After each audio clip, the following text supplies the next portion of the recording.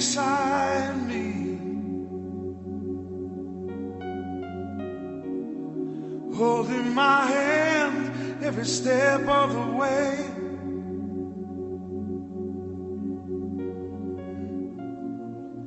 Through these eyes you could do no wrong.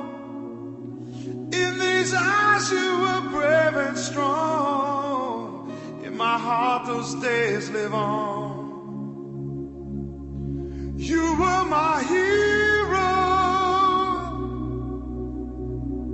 hero. You were my hero.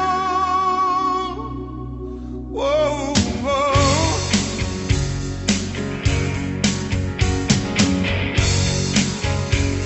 Yeah. What does it take to be a hero? What does it take to be a man?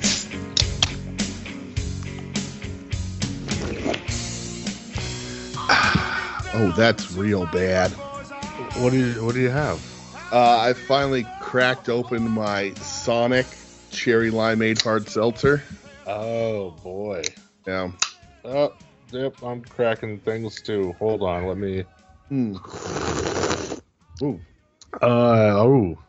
I mean, I've had these before, so I know what these taste like, but they're delicious. It's a bubbly, sparkling water melted ice pop, exclusive to Target. You mean Bublé? Yes, it's bubbly. Sure. That's really good though. Man, they make anything alcoholic anymore, don't they? They do, yeah. But not good. The ocean water was slightly better because it was very coconutty. Sure. This is very fake lime. No discernible cherry to be found. Damn, that stinks. Welcome to We Need Wrestling, by the way. Normally we're recording at night and in person, and we're drinking energy drinks. But we're recording over Skype and in the middle of the day, so I'm drinking. Good. There you go. Get your day drinking started. It's the 4th of July. Gotta bring it down. Usually we're bringing it up. Now I gotta bring it down. You're an American. You don't give a fuck. That's right.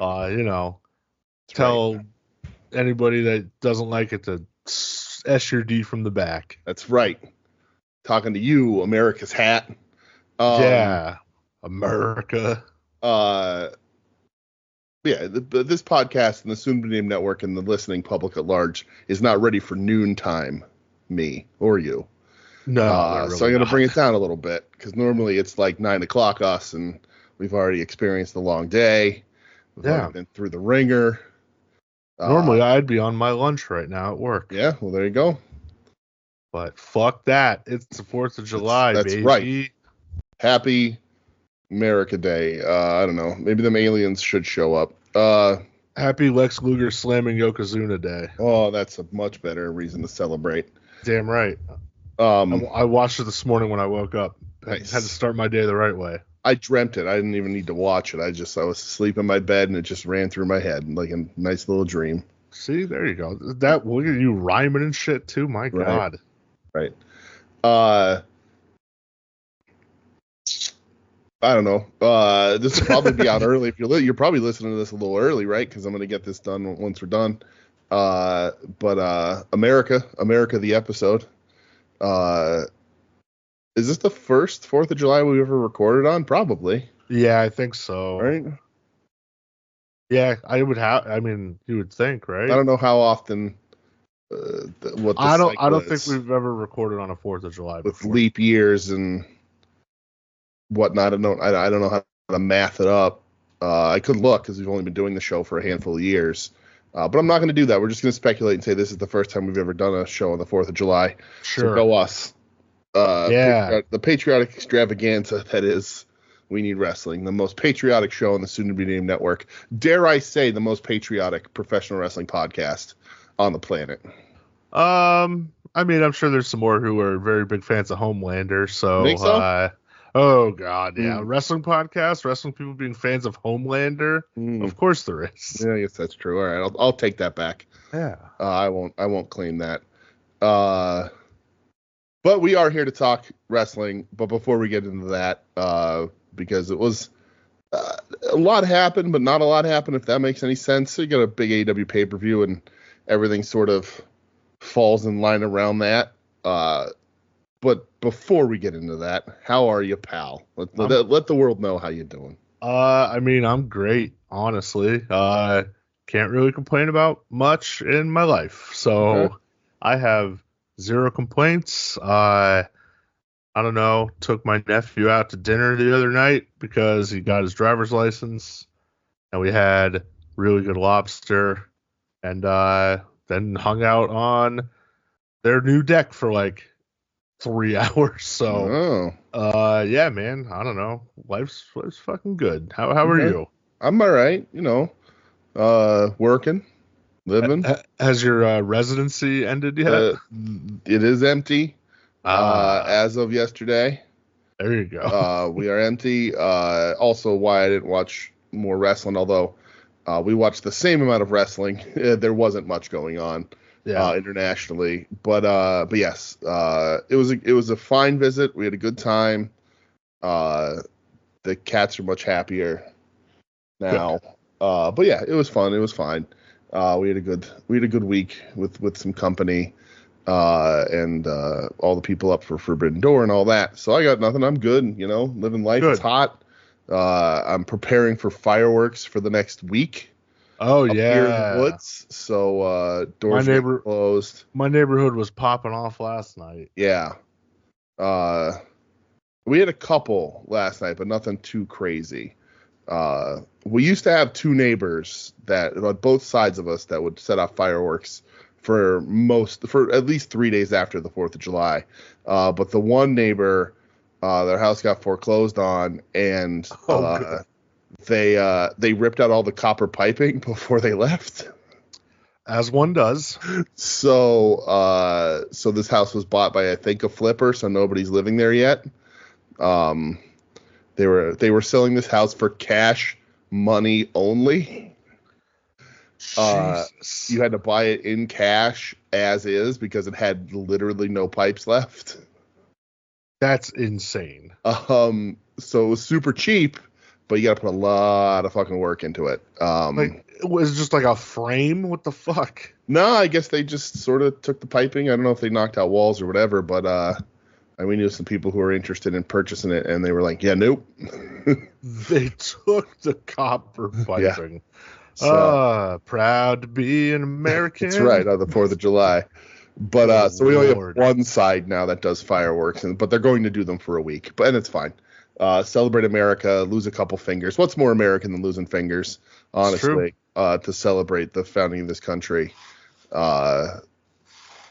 Maybe right before the eventual collapse of this country. So it kind of works. This might be the last 4th of July. Who knows? So I guess we'll have a 4th of July every year. I guess maybe it just won't be as important coming up when we're run by corpses. But other than that, let's talk some wrestling, I guess, pal. All right, let's get into it. Do you have any news? I mean, like, I guess I don't know how much. No, you know what? I don't actually. Okay, well, I have one piece of news before I Google Pro Wrestling News, the fan favorite segment of the show. The Creed brothers are going to be in Bloodsport. I did see that, yeah. Isn't that like this weekend or some shit? I have no idea. That is way beyond the research that I did. I saw on Twitter that they were in there, and I put in my notes, Creed brothers in Bloodsport, and stopped there. There you go. So that's cool. I hope that doesn't mean they get like deep pushed on TV, although I don't know what they're doing on TV. Did they ever actually pull off Team Gable? Sure didn't. Okay, because they killed him, and then all right, well that's a bummer. They killed Chad Gable, but then brought him back, and it's silly. So they're not using the Creed brothers in any capacity, so they're just gonna be like, yeah, we're not using. Not that I know of. Okay, so they're doing like with Shayna, where they're just like, yeah, you can do whatever you want because we have no plans for you. Yeah, so that's cool. Honestly, kind of, yeah. Yeah, cool. So yeah, that's but I mean they should do a good job at it. They're gonna wrestle the fuck out of people. So I want to see them just dump people on their heads. yeah, I don't know who they're working. Break somebody's neck. Let's go. Let's make it happen. Let's see. Bloods. I don't know how to spell. Bloodsport. Creed Brothers. Let's see. Bloodsport 11. Let's see. July 28th. No, we got like a bunch Jesus. That's a whole ass month. We're looking at Mike Santana versus Homicide. I did know that. And then Mike Bailey, Masha, Matt Mikowski, Akira, Shayna Baszler also involved. We do not know who the Creed brothers are facing.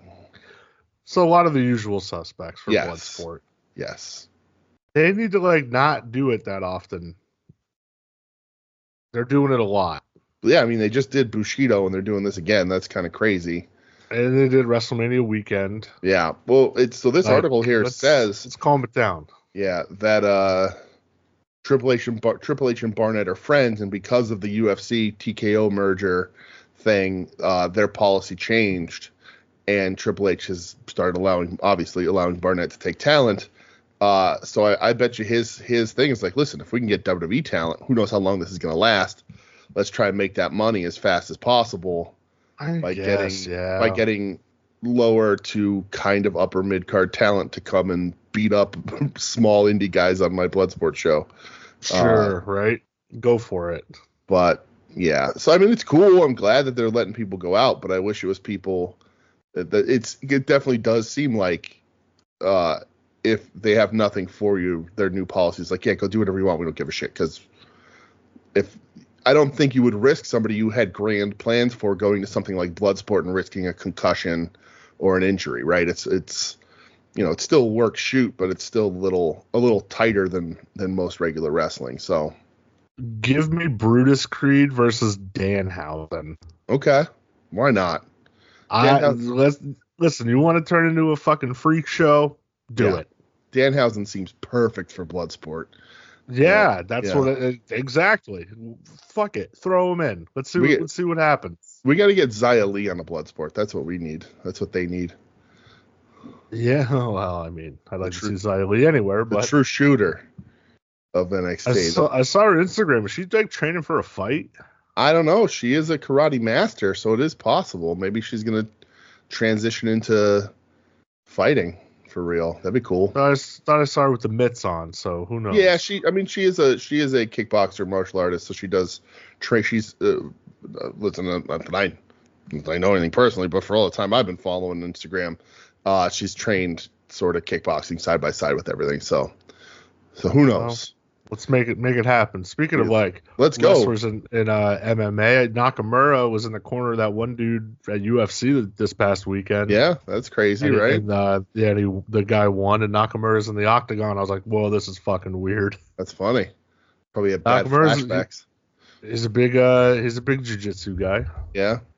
I think Nakamura went 3-1 for his MMA career. Yeah, I think so. Yeah, it's good. Better than he's Nagata or Kendo Kashin. Well, or Alberto Del Rio. Oh boy, it's not his fault. He just makes the killer. Yeah, yes, Alberto Del Rio. How would you like to fight Prime Mirko Cro Cop? Right. Cool. Dumb mask he used to wear. Good lord. And also, former AEW superstar Paige Van Zant has joined slap fighting. Well, I mean, to be fair, she was MMA before wrestling. Sure. Yeah, good for her. That power slap shit is fucking lame as fuck. Yeah. No thanks. I don't know.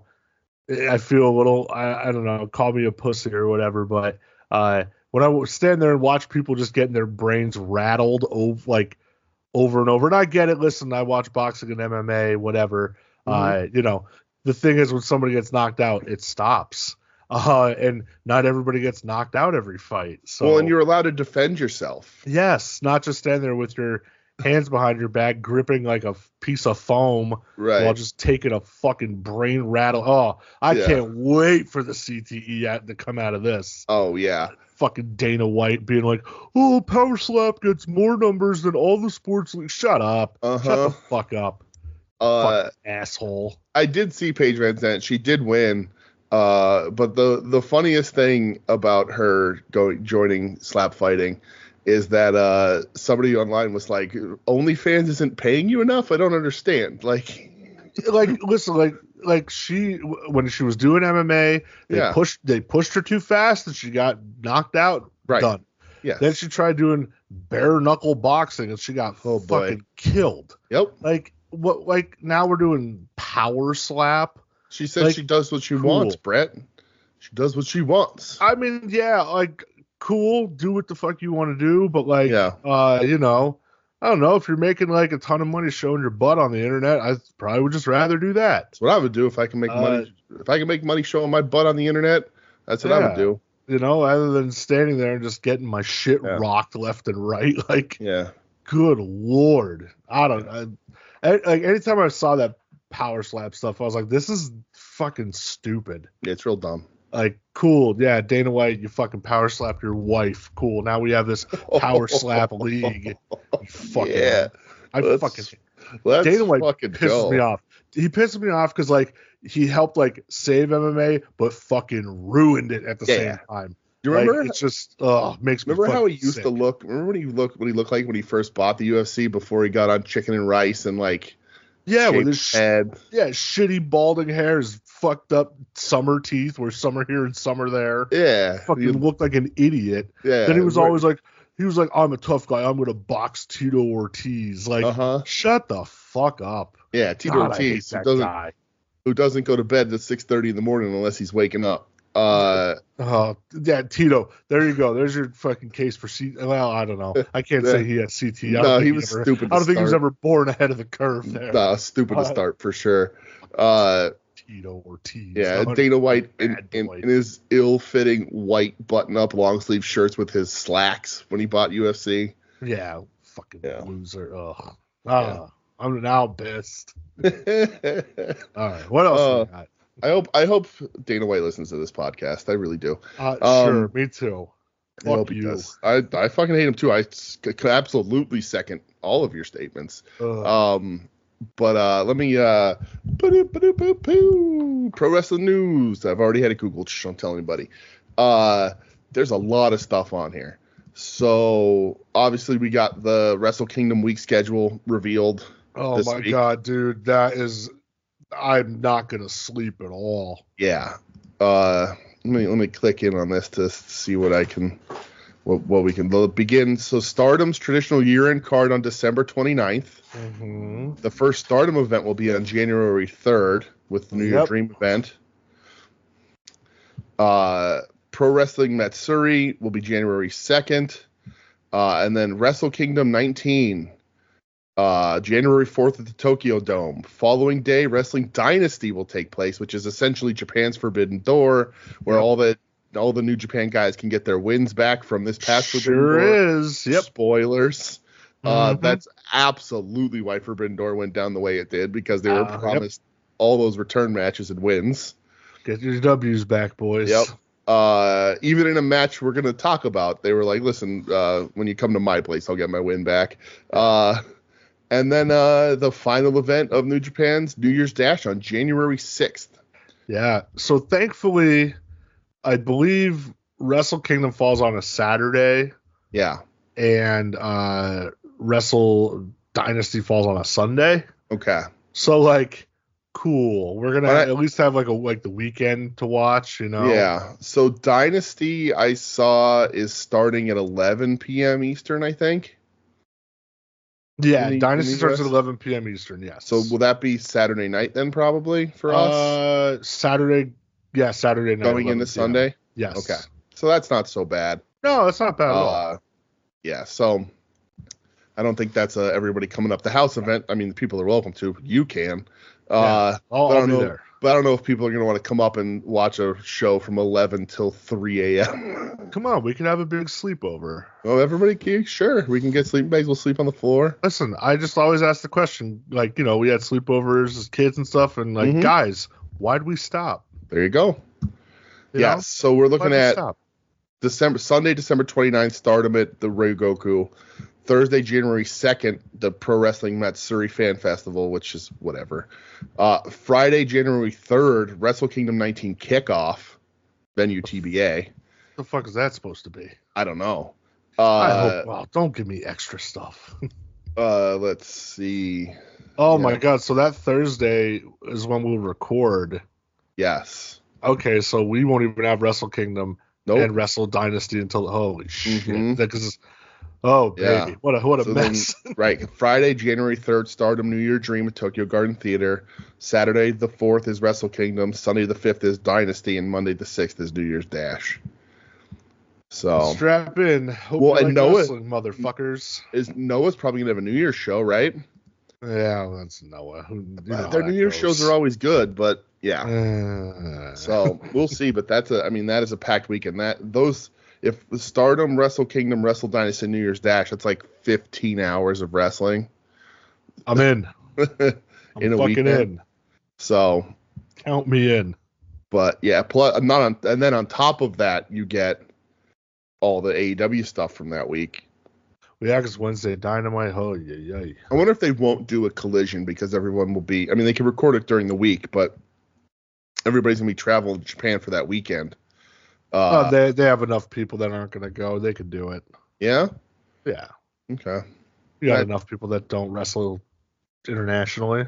Yeah, I guess so. You think they'd be taking more than the usual over for Wrestle Dynasty, though. But there's going to be Stardom and CMLL as well. So, yeah. You can that's true. A little bit. That's true. Maybe only about 4 guys you need to go over for. Yeah, you don't need a ton. Yeah, that's true. All right, you know the usual suspects. That's true. All right, what else do I have for news? Let's see. New Japan announces reorganization of the IWGP governing body. This is for Tim specifically. Tim and Tim only. Yeah. The IWGP committee will be composed of former IWGP champions and New Japan executives. So. Sure. I don't know who's on it now and don't know who's on it later. I have no idea. So honestly, didn't kind of know it was even still a thing. Yep. It probably wasn't. And then ringside news here. Here's a little bit of news. Not off the At Odds with Wrestling $100 Patreon. Triller accused of dodging payments to pro wrestling companies. This article dropped yesterday. Recent allegations have surfaced against the popular fight and wrestling streaming giant, Triller/Fight TV. Let's see. Isaac Rodriguez, the promoter for Violence X Suffering. Yeah, he was the one on Twitter that he was going off about it a little bit. Has taken to social media to claim that they've not paid him for events that streamed on their service months ago. So, I wonder if it's happening to other promoters. You know what? I won't tell you, but it is. So there you go. Constantly getting the runaround with zero support team. And they don't realize some people depend on IPPV revenue to continue. This is not okay. I've confirmed with multiple promoters about not receiving any form of payment since January. This is why companies are moving away to build their own platforms. Well, if only there was an internet wrestling emporium. Yeah, sign up for Jerry's Wrestling Internet Emporium because it looks like that's like where else are people going to go? They're going to build their own thing, or they're going to sign back up with Jerry, or sign up with Jerry to start. I guess I don't know where Violence X Suffering was if they were ever on Jerry. No idea. Don't know. So there you go. That's a pretty big piece of news right there because that's probably a good chunk of money for people that they're not getting. I think. I wonder if they're not paying GCW. I bet you GCW still gets paid. I bet they do. I mean, I also bet GCW brings in probably the most viewers, but sure, yes, by far. I'd love to see the breakdown of that. Yeah. Let's see. There's the Cody Rhodes documentary drops. So there's a bunch of revelations about that, but we're not going to talk about those because I didn't watch it yet. I did watch it. Oh, did you? Okay, we can talk about it then. Nah, we don't have Okay. to. All right. We'll let Joe handle that on that odds. I'm sure it's just a bunch of bullshit and The Rock trying to pretend like he's not a giant fucking baby. So. I mean, yeah, real quick. Essentially, yeah, that's kind of it. Yeah.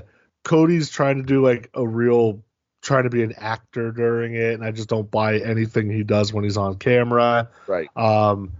Seth Rollins is, I think as Joe put in the Discord, he's happy to be along for the ride. Roman was came off very normal. That's good.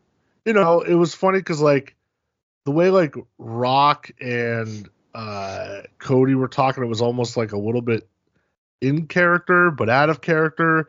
But then Triple H seemed like he was just talking out of character. And he says night one main event was going to be Punk versus Seth, and night two was going to be Roman versus Rock. And then I was like, wow, so really, where the fuck what were you going to do with Cody? Yeah. But yeah, listen, it's all fucking whatever. Joe got his documentary. It's I don't know. I think it was an hour long, a little over an hour long. Yeah. Great. It is a thing that you can watch if you want. You don't learn anything new, I think. There's some couple cool clips of Rock being at WWE headquarters, and you get to see some behind the scenes stuff in that building with pictures they have up and title belts on display, which that stuff I thought was kind of cool. Yeah. But everything else is just very, I don't know, it's very funny. Every time they're talking about the guys making the decisions, they're oh, it's Rock and Trips and Cody and Seth and Nick Khan and Ari Emanuel, and poor Brucey doesn't get mentioned at all. Brucey's a talking head throughout, but none of them said, yeah, we went to Bruce or anything. Nope, no Bruce. Well. And I will let you know, when Cody won the title, the first thing he did when he walked through Gorilla was he knocked up Michael PSA's. Nice. Well, that made me giggle a little bit. So that's that redeems him a little bit. Yeah, I'll watch it. But whatever. Yeah. Joe, I'm glad it came out. Joe's 50-50 on the week for things he wanted. So that's poor Joe. Yeah, and then the last two more pieces because this one's funny to me. Of the very reputable wrestling news source.com, established in 2006. Their website looks like an old Angel Fire site. Says that Vince McMahon allegedly responsible, pause, for controversial, pause again, medium seizure angle on WWE TV. For what? We were just talking about this in the car ride to TNA when Mia Yim was in Retribution as Reckoning. Oh yeah. And she faked the seizure. Oh God. Apparently it was Vince's idea. I mean, I'm sure it was. Yeah. Because at the time it was him and Brucey doing the Retribution as Antifa. Right. And oh God. Ugh. Yuck. I guess so. The Dijak was talking about this, I guess, because he's spilling all the beans as if he wasn't spilling most of the beans to the dirt sheets while he was employed. Dijak. Ugh. Yeah. So there you go. Apparently he was at Forbidden Door, so good for him. I fucking guarantee he wasn't. The picture that he put up, I was like, oh, it shows Forbidden Door in the corner of a television, and you took a picture of your glasses. That's all you did, pal. He claims in this thing that he was talking to Pat Buck backstage because Pat Buck was also a producer on that angle. But who knows? May have been texting him. Listen, anybody could buy a ticket to Forbidden Door, and say you're there. That's also true. And then the last thing here from 2 days ago. This is just funny to me because of the names. This is on ewrestlingnews.com. Man, there's a ton we should start our own wrestling news website, just make up bullshit articles because this headline is going to shock you that it's from July 2nd of this year. Sylvain Granier on getting heat for calling the Big Show by his real name. Wow. I didn't know Sylvain Granier was still around. On a recent edition of Developmentally Speaking podcast, I think they're developmentally something. Former WWE superstar Grenier reflected on his tenure in the WWE developmental system. Let's see. I'm not understanding the rules and culture of pro wrestling. I nearly got killed. I was a fucking idiot. They don't teach you the respect thing, because I respect everybody. That's just me. I respect everybody. That's just me. I respect everybody. I wonder if he respects everybody. I respect everybody, but there's a level of respect in wrestling. What is that word salad? That is wild. Yeah, what the fuck? On his early experience in OVW, fucking monsters and midgets, quoting him, and fucking fat guy and phenomenal girls, athletes. And I'm like, wow, what is this? And a lot of great wrestlers, a lot of phenomenal. Does he not speak English? I'm very confused. I kind of like this guy. And then on getting heat for calling the Big Show by his real name. No, Big Show. It's not Big Show. It's Paul, you know? So in my head, it went that way. So I went there, and I'm like, yeah, Paul. Because I said Paul, I got heat. No, it's not Paul. It's Big Show. My mind is twisted. Right? What the fuck? Good for Sylvain Granier. Wasn't he one of Pat Patterson's boys? I don't know. Somebody in the comments on the article who has the chick magnet internet handle of Rob Conway, who I'm hoping is actually Rob Conway. I hope so too. Said Sylvain definitely needs some developmentally speaking. Well, I believe that. I hope it's the actual Rob Conway, and he's just former NWA champion. Yeah, and he's just spending a lot of his time commenting on random wrestling sites. That would be hilarious. Right. My God, what the fuck? These are names that I just feel like I don't remember at all. It's just hilarious that somebody was like, "Oh yeah, let's this year, 2024, let's do a podcast and an article about Sylvain Granier in the Big Show having heat 30 years ago, 20 years ago. I don't fucking know." Yeah, 15, 20 years. But he's on season 11. I don't think he doesn't do developmentally speaking. He was just on it, season 11, episode 1. You can catch it on YouTube.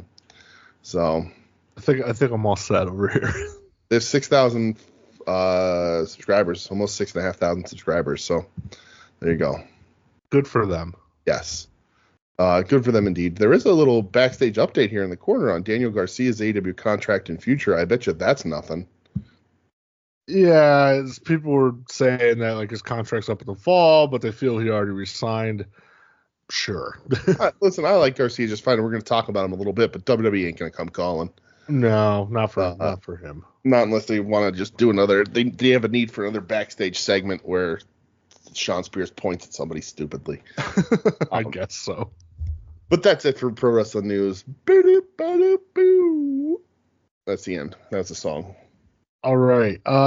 We had a trip this weekend. We did have a trip. Sounds like we should have a theme song for when we road trip, but we don't. I know. No. So.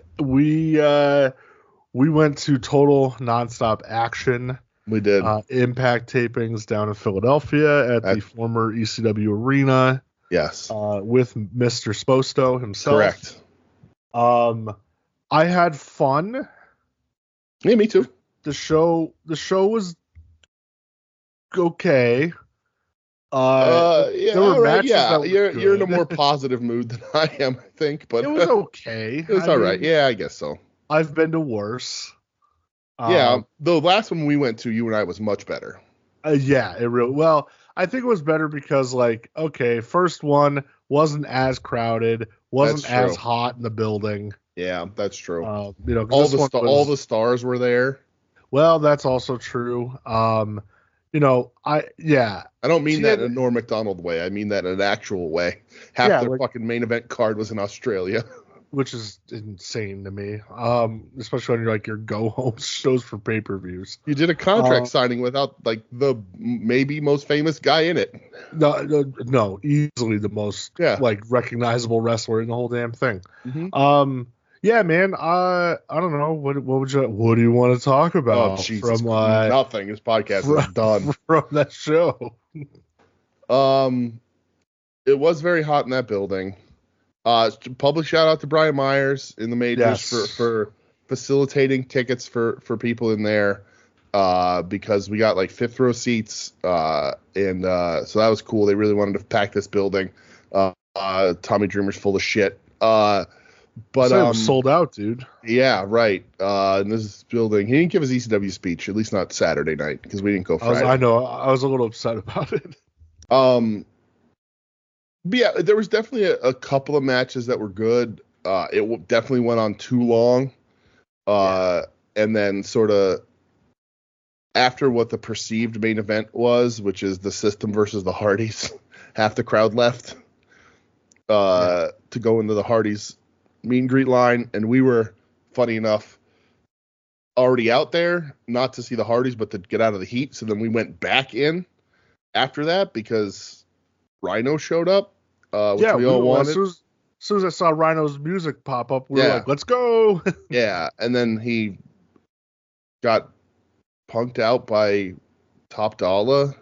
That was sad. And the whole crowd was real mad about it, even though they did give him like the comeback to beat up on Rich Swann. It's the Rhino. You don't do that to the Rhino in Philadelphia. He gored Rich Swann through a table. He did. But we love the Rhino. I'll always hang out for the Rhino. Absolutely.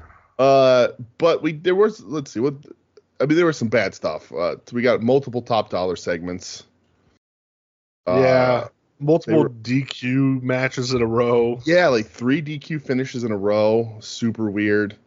And they're cut up, right? So they're not I don't think they're going to be on a row on TV.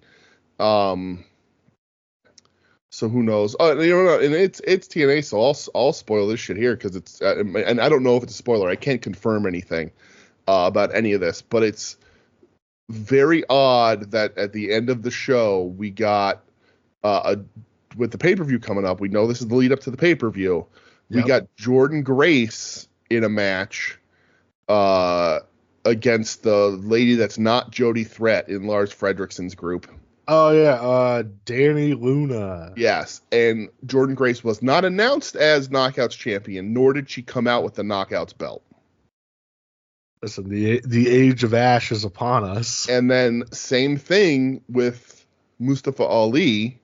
Had a match against nobody. I don't remember who it was. No, that one dude was like really good. Oh, was that the Leon Slater match? That was the Leon Slater match. Yeah, all right, yeah. But he came out in a 3-way without the X Division belt and not announced as X Division champion. So Don't be surprised if there's title changes at this pay-per-view. Spoilers. I can't confirm. I don't know. It's just weird that they didn't come out with the belts. I think you're gonna get some changes. But Leon Slater looked awesome. I think he was the biggest surprise of the whole show.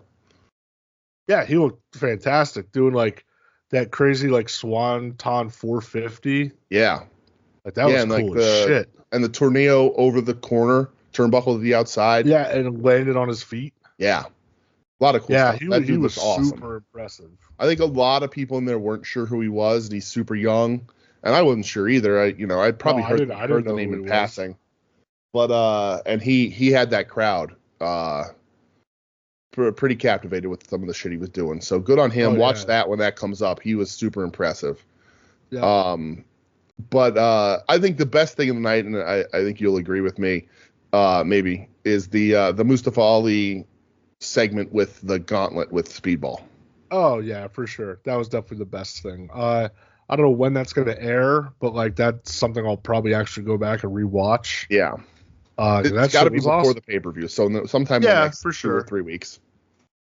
Probably I don't know when the pay-per-view is. Maybe next week. I don't fucking know. But yeah, I will definitely go back and rewatch that because that was cool as hell. Yeah. That's dope. So Speedball comes out to cut a promo, and he's like, I challenge Ali now. I want a match here tonight. Whatever. And Mustafa comes up on the screen. He's like, yeah, all right, I'll fight you tonight, but you have to go through the gauntlet, the Secret Service gauntlet.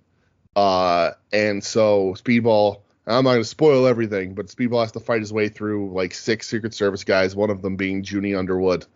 And then he has to fight the Mustafa's campaign manager, whose first name is Campaign.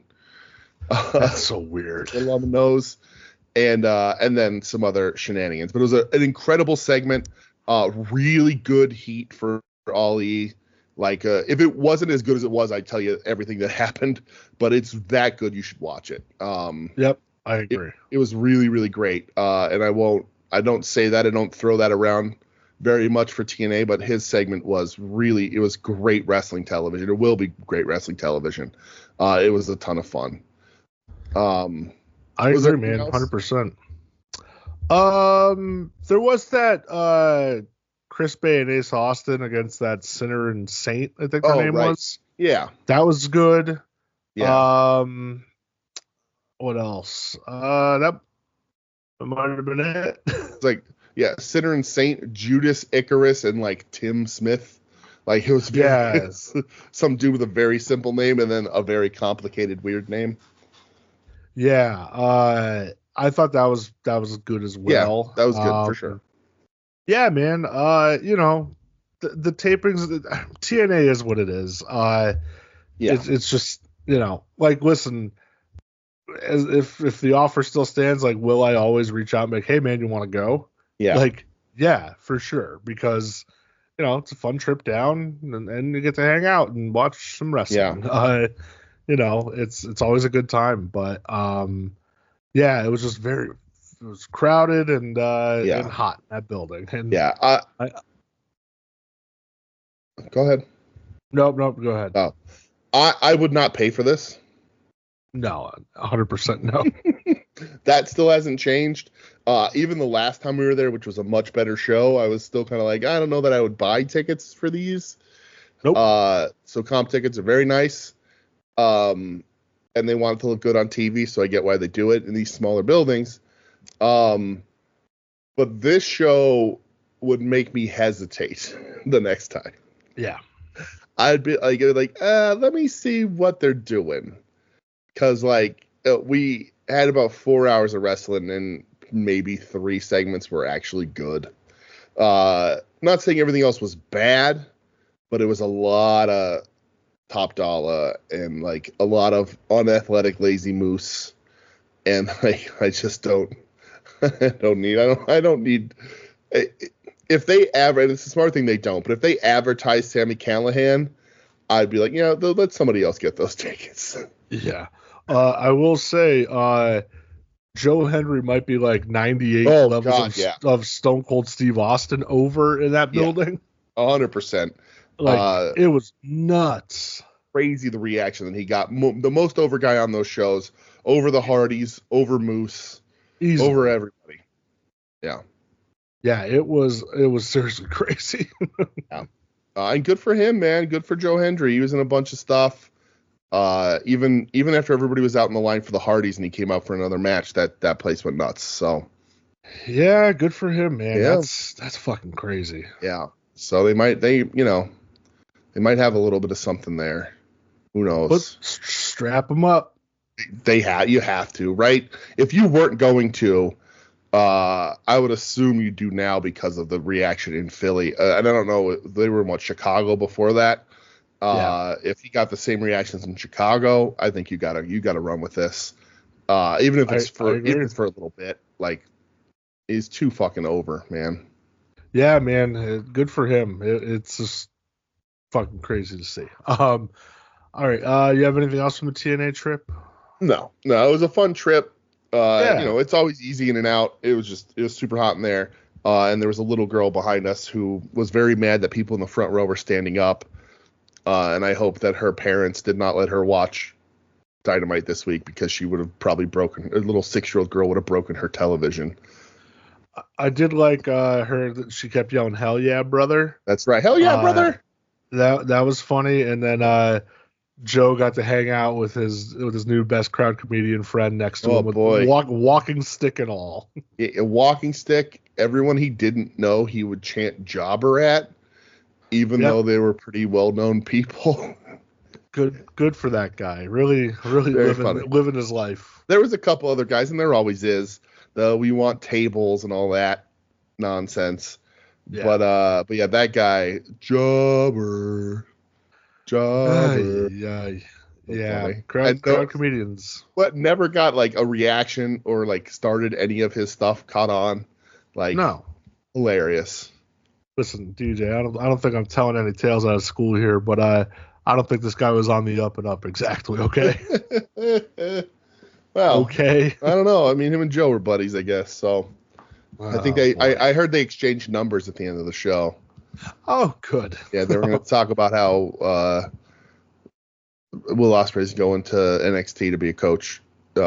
Same energy.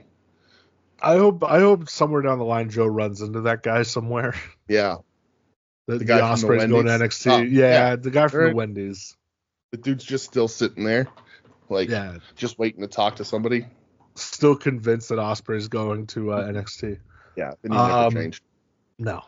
All right, let's get into wrestling. I guess we actually watched this week. Yes, let's do it. I have some double E stuff. Okay, go for it. I don't.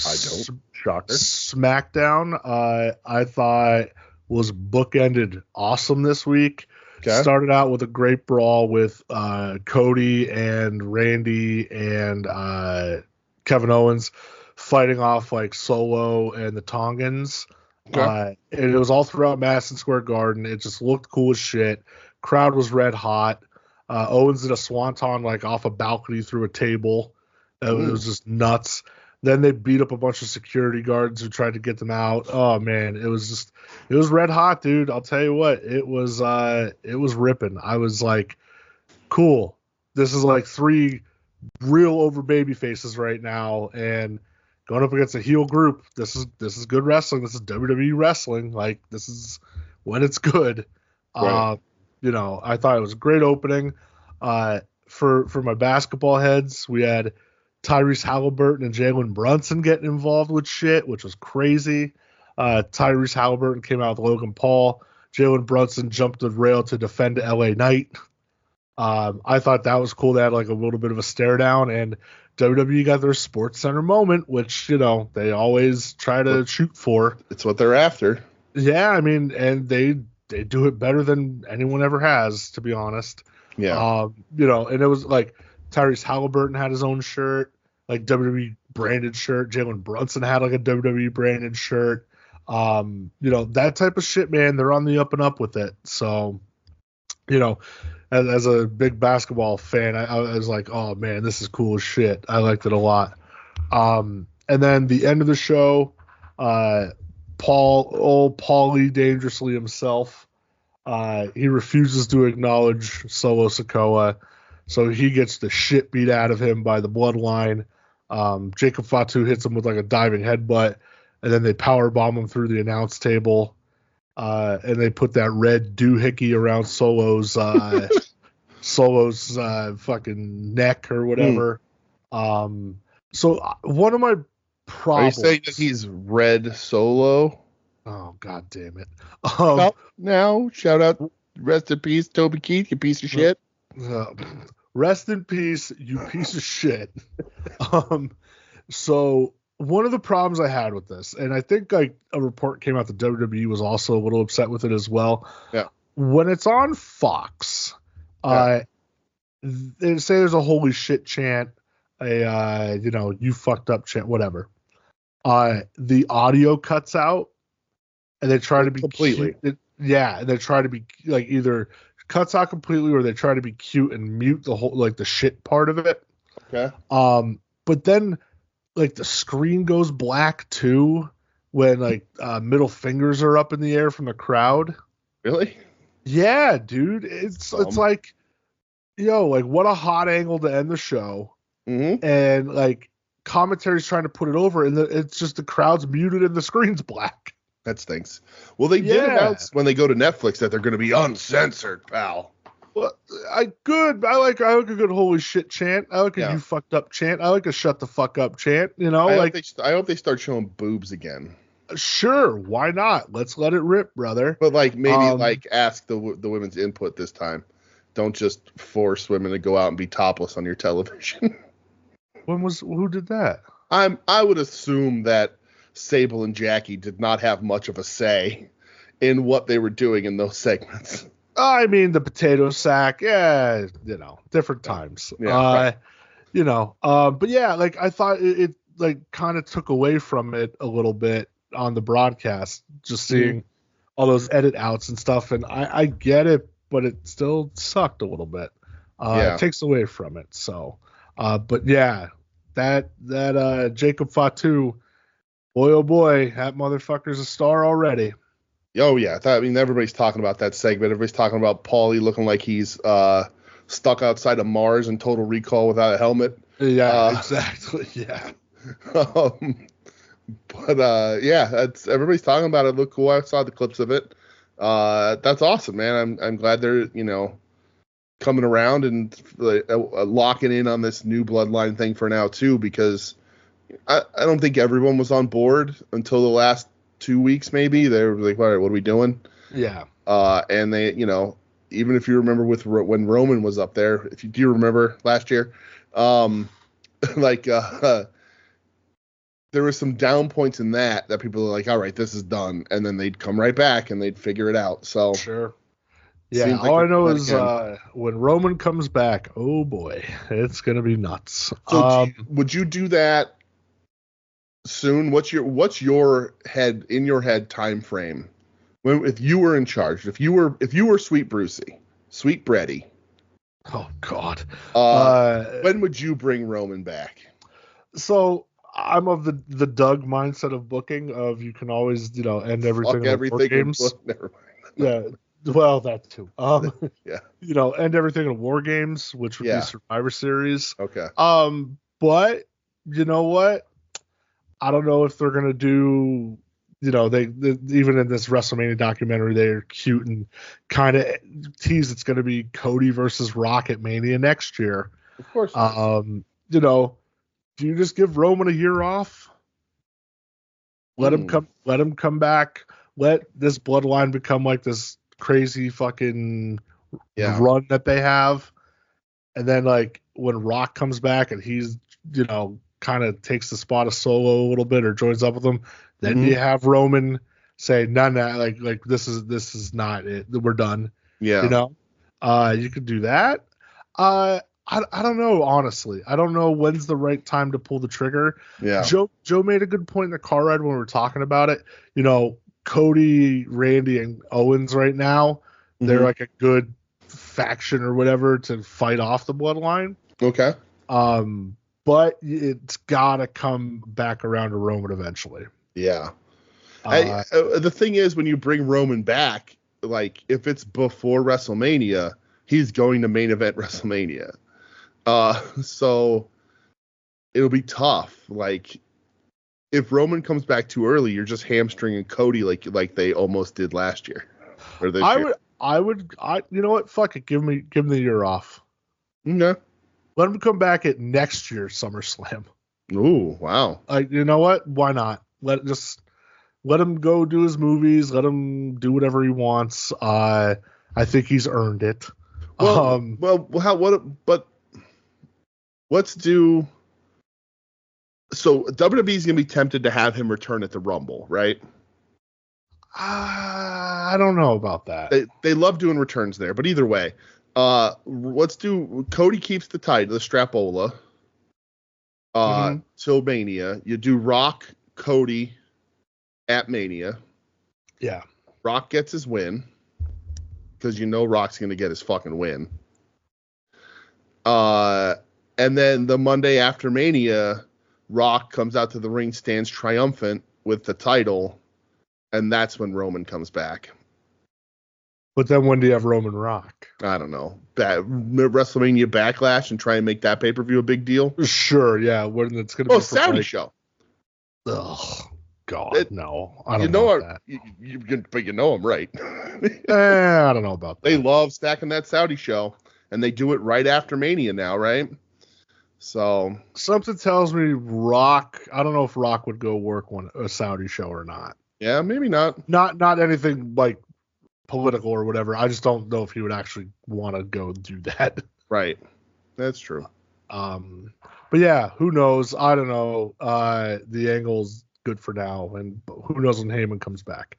Yeah. Monday Night Raw, I watched one thing. Okay. It was a Money in the Bank qualifier, which Money in the Bank is on Saturday, this upcoming Saturday. Oh.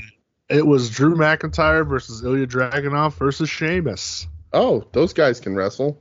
So when I mentioned those three, you automatically think, oh, they're just going to beat the shit out of each other, right? Right. They sure did, pal. Yeah. They crushed each other. It was like the last 20 minutes of the show. I thought the match was very fun. Sheamus did his pump kick thing to Ilya Dragunov's dick, which was hilarious. Wow, that's really low. I was gonna say, was Dragunov on stilts for this match? So Dragunov, he did like the springboard Van Terminator thing. Yeah. But Sheamus caught him in the air with it, but he kicked him right in the dick. Okay. Oh, it was so funny. My big problem I had with this, the commercial breaks hurt it. Ooh. This match went, I think, 3 segments. Okay. And the commercial breaks were just killing the flow of it for me. And I got reminded of why television wrestling isn't always my favorite this. Because I thought they were spots where they had a good flow and everything. Obviously, Drew wins. Yeah. And you'd imagine Phil's going to probably cost them that match on Saturday. I would think so. You would think. Yeah. But tell you what, man, Drew's hitting on all cylinders right now.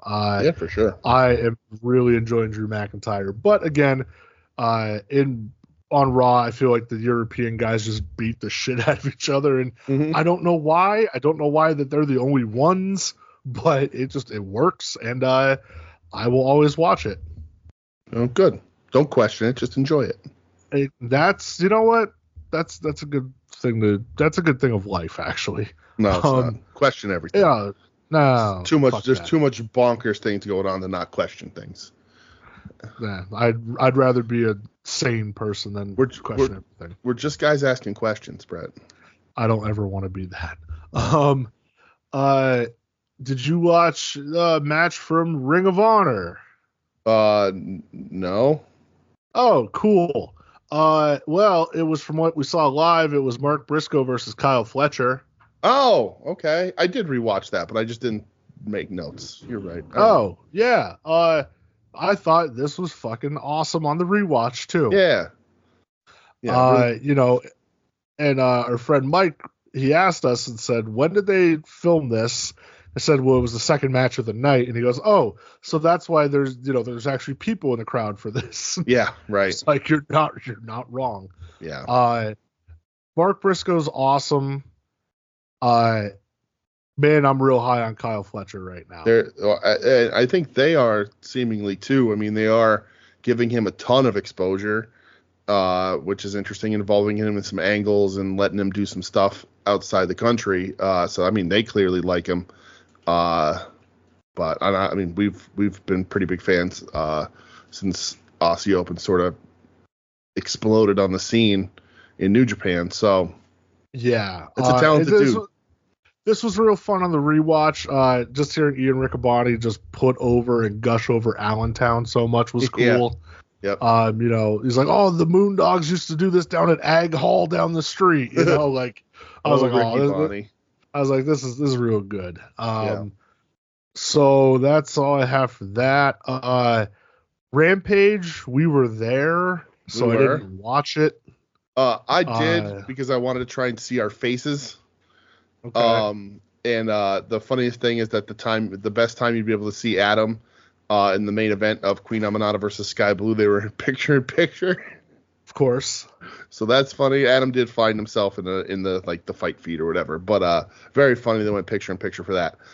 My favorite thing on that show that I rewatched on the television was, and we talked about it on the show last week or whatever, week before, Orange Cassidy in a handicap match against the Outrunners, friends of the show, Truth Magnum, Turbo Floyd. Yeah. Yes. And I thought it was a great piece of business. I really liked it. It's funny for Orange Cassidy. The promo's very funny. The Outrunners call Ricky Bonnie. And they're like, you put out an open challenge, dude, and we're going to, which one of us do you want to face? And Orange Cassidy's like, yeah, I don't care. Both, whatever. And they were like, all right, we got him. And then they get beat up. And it was a very good comedy match that is getting shit on online via Cage Match, which I found an interesting thing out about Cage Match the other day. But it's getting poo-pooed on. Everybody's like, why would you do this with Orange Cassidy right before a pay-per-view? blah, blah, blah. And it's just like, because it was fun. Yeah, people, I don't know, people forget how to have fun, I think, when watching wrestling. A lot to be fun.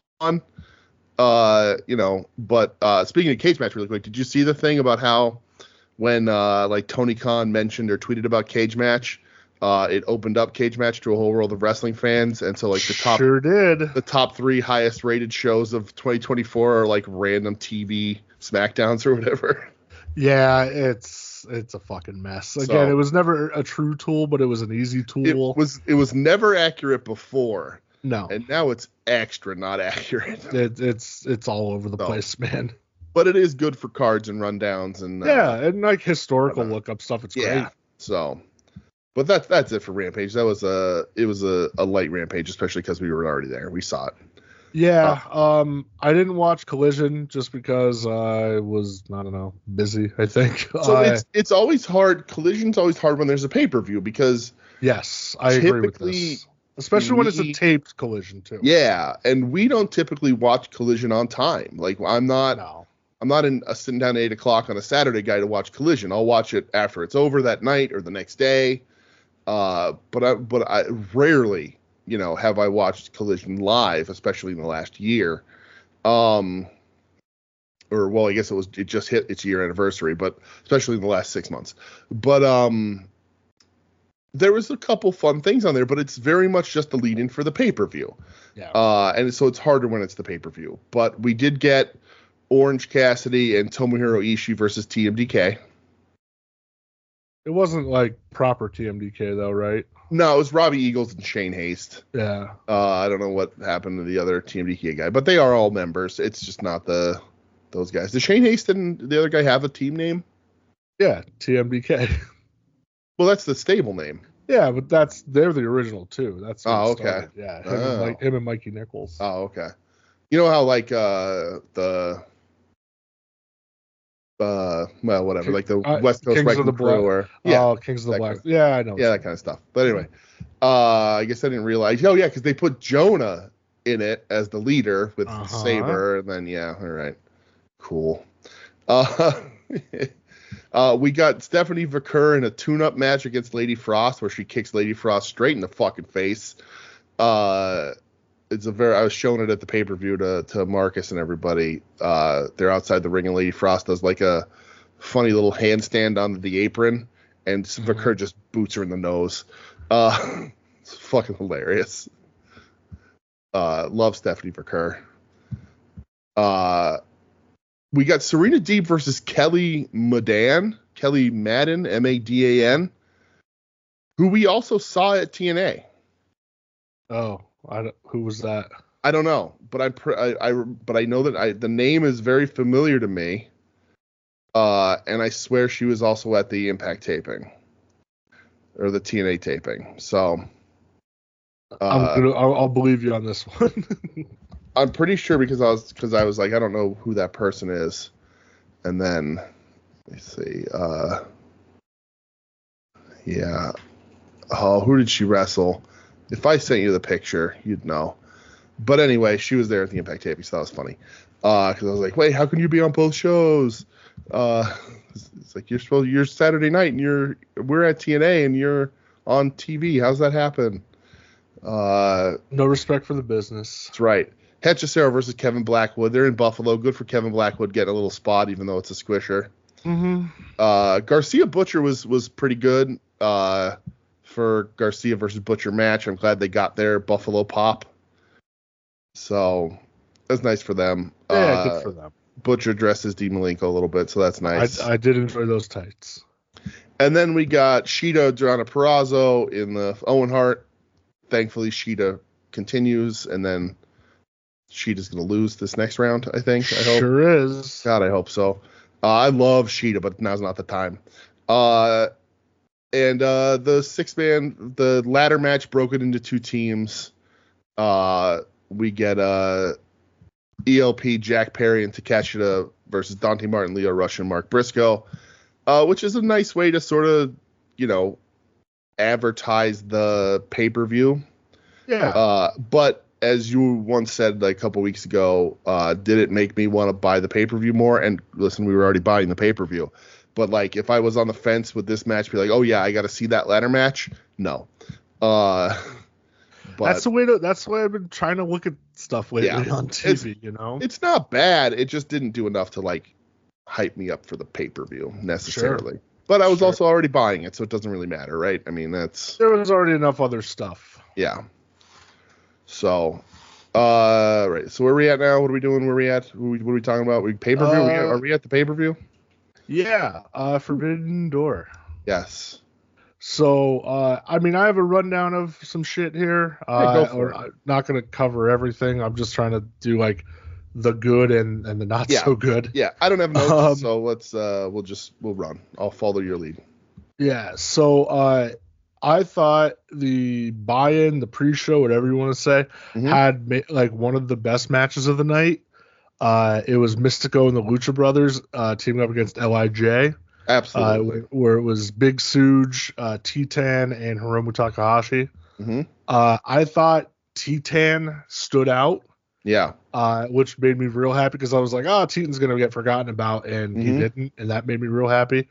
Mystico looked awesome. I've been seeing more Mystico lately. Mystico seems like a goddamn star. I thought Hiromu looked like extra crisp in this match. Yeah. Not that I don't love Hiromu, but like he just looked really good. Yeah. I really need to see Tsuji versus Penta 1-on-1. That'd be awesome. Somebody please book that. Book that for your Wrestle Dynasty shit if you want. That's right. I think they would kill it. But yeah, the match overall, I really thought was like a ton of fun, high, fast-paced energy. And they did a little backstage thing afterwards where Mystico challenged Penta to a match at CMLL. Yeah. So give me those two down in Arena, Mexico, and let's fucking go. Absolutely. Yeah, I could take 3, maybe 4 segments off of the main card. Yes. And any one of those swap this in. Absolutely. And I think it would be would make the main card better. I liked the other matches also on the card. Like not great or anything. Tam Nakano Willow versus Stat and Momo Watanabe was fun. And also, while not like mind-blowingly great, still better than a couple things that made it to the regular card. So you could have used that to. I mean, it's a weird match to use your pay-per-view to build to a match that's going to happen on the following Dynamite with Willow and Stat. But I like that match too. So this was one of the better 0 hours, except for the completely inexplicable Kyle Fletcher versus Serpentico 3-minute match to kick off the show. Super weird. Fucking weird. Super weird. So the first thing on like pay-per-view proper, I thought that was really good was Bryan Danielson versus Shingo Takagi. Yes. I thought this is Danielson where he decides to play the role of great underdog babyface. Yeah. Where that's just one of his roles where I think nobody could fucking touch him in the world at. Yeah. Shingo. I love Shingo. I feel bad for Shingo. Was the match I thought was like really good. But I would need more for Shingo. And granted, Shingo ain't beating Bryan Danielson. No. And nor should he. But I do love me some Shingo. Yeah. Danielson moves on. This is the Owen Hart tournament, so Danielson moves on to face Pac, which we will talk about in a little bit. We will. It's interesting to have a pay-per-view card, and like people are talking about this as a whole. I think it was a good Forbidden Door. Is it the best Forbidden Door? No. Is it the worst? I don't know. It is. But like, is it? You think so? Yeah. It's still really sure. good because like Danielson Shingo is 3rd or 4th best match on this show. Yeah. So that still makes for a good fucking pay-per-view. Oh, no doubt. We're not saying that it wasn't good, but like when you have a pay-per-view that Bryan Danielson versus Shingo Takagi is the 3rd or 4th down highest rated, like best match, that's pretty fucking crazy. But they did do some inexplicable things. It's like MJF Hechicero was fine, And like I like Hechicero a lot. I think everybody does, but it's a weird spot for Max, and the Jacksons still stink, and Hiroshi Tanahashi's knees don't fucking work. They don't. So it was a slow start for this pay-per-view. No, it definitely was. Until you got to Danielson. Yeah. Do you have any more on that match? No. Okay. Next thing I have is Tony Storm, Mina Shirakawa. Match is okay. It's not great. It's not going to blow the fucking doors off of anybody. Yeah. This was all about the story, bro. Yeah, right. It gets elevated because of the story, right? So the match is good, not great. Comparatively to some other women's matches that AEW's put on recently, it's much better. Even compared to some of the matches that Mina was having, where there was some clear communication issues in ring. This was better than those, but the story is what elevates this match. Sure, and post-match, Marcus had the pencil. Marcus was correct. We get the triple kiss, and all is right in the world. Yes. Right. Oh, go ahead. Nope, we're good. All right. Next thing I have is Zack Sabre Jr. versus Orange Cassidy. Yep. What a dog shit match this was, right? Oh yeah. Wish they'd get guys who knew how to fucking wrestle in there. This is a great technical wrestling match by both. OC had the Graps brother. Yep. I thought the fun back and forth pin sequence was fun, as I described it, I should say. I loved the finish of Zack Sabre just twisted OC into an absolute pretzel, and OC had no choice but to tap. Yeah, there was just nowhere to go. And I expect a giant G1 out of Zack Sabre Jr. this year. Yeah, me too. He needs to win it. He needs to fucking win it, and which we will talk about the state of New Japan in a couple matches, but he needs to win this shit. I agree. I think it's his time, particularly with what happened to the IWGP title on this fucking show. This match ruled. I mean, we all knew Orange Cassidy was going to show up. We all know what Zack Sabre Jr. can do.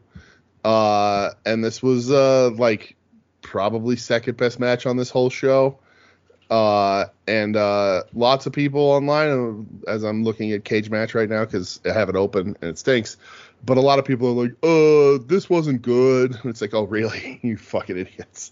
There was no build. Like Zack Sabre Jr. just like challenged Orange Cassidy out of nowhere to a match. It's like, oh, okay. All right. Well.